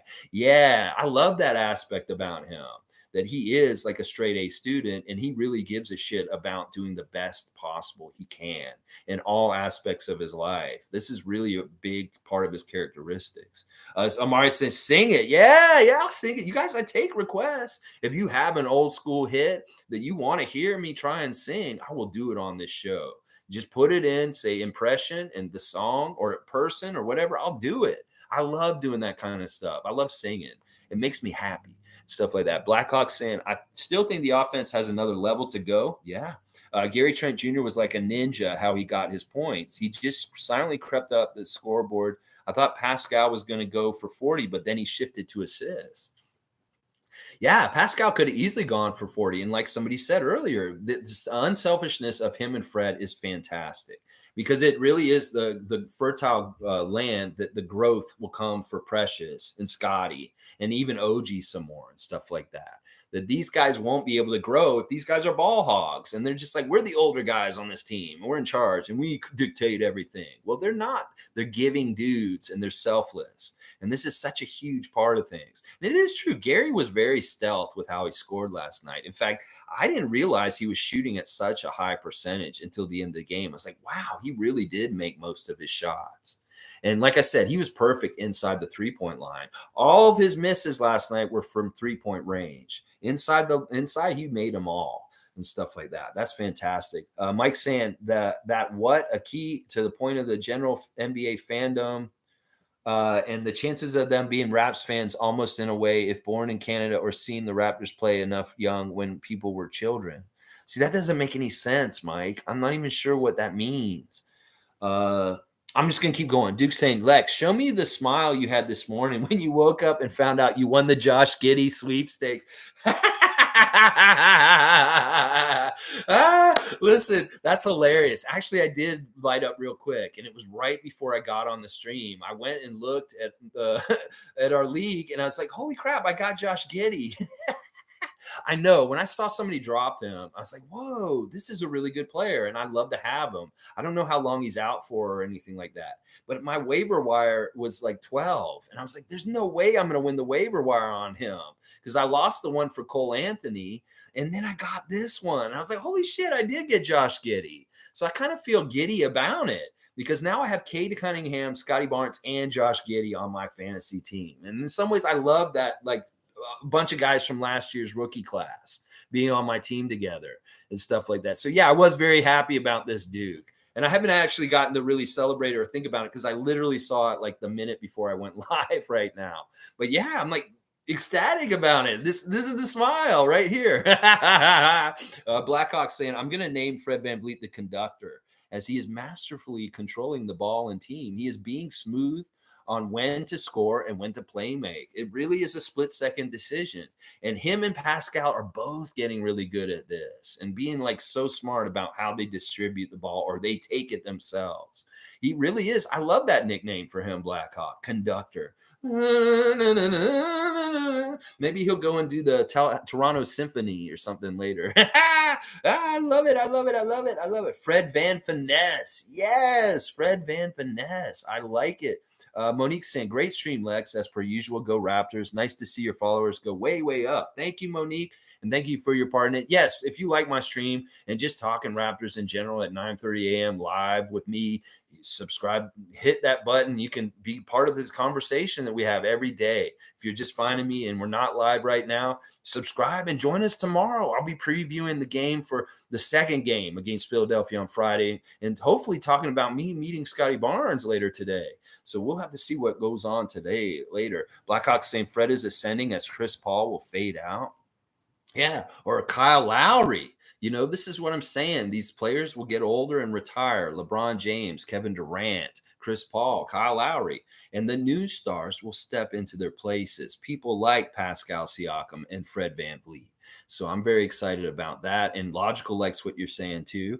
Duke's saying Harden was the guy. They tried to take the ball out of his hands. They kept doubling him at half court. Joel as well. I noticed Harden the most. They were just doing a really good job with those two very potent NBA offensive players.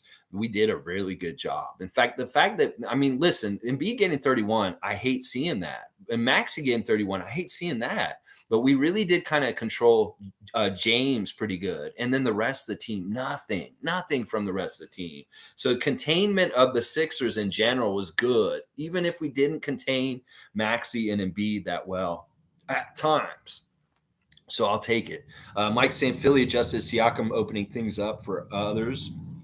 Yeah, I like that. And also, it's okay, Lex. No worries. Maybe I'll do a video on it. Okay. And Alistair saying Boucher represents everything the bench is.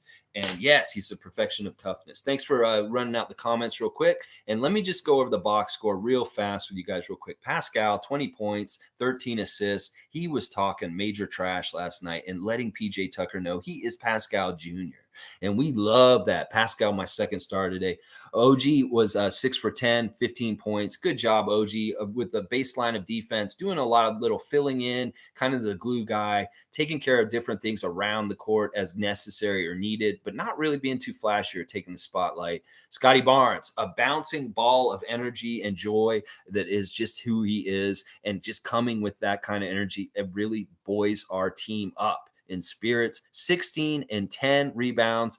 Great double-double by him with 5 assists, a +3. Great shooting also. Fred, that floor leader late, 15 points, 3 blocks, 2 steals. We know those weren't all blocks. They should have been steals also. Give him the steals, NBA, so he can be one of the steals leaders in the top, if not the top steals leader in the NBA. Y'all are giving him blocks when he should be getting steals. Gary Trent Jr., number 1 player of the game last night, 11 of 16, 5 of 10 from the field. That means he made all 6 of the shots in the free throw, the 3-point line. He made everything within there. 27 points. Great job, Gary. The tag team champions, Chris Boucher, Precious Tag off the bench, scoring 20 points between them, 10 rebounds between them, 4 assists. And just great stuff. 3 3-pointers between the two of them. Good job, Boucher and Achua. Koloko, once again, showing us a great rookie stuff so far. That great block on Maxey, that great breakaway dunk. All kinds of good stuff from Koloko. And Birch and Banton showing little things also to help us to go towards the win. On the other side, really impressed with Tyrese Maxey. You got to have a lot of respect for Maxey. Embiid was powerful at times. Harden, not so good. Tobias Harris disappeared. PJ Tucker, ineffective. And their bench, nothing other than the new guy, Melton, who did fairly well also. All right, let me see what else you guys are saying real quick. Cowboys saying later, everybody. Like and subscribe. Tell a friend about Raptors Free. Let's go and have a great day. Have a great day too, Bradley, wherever you're working today. Thank you, Mike.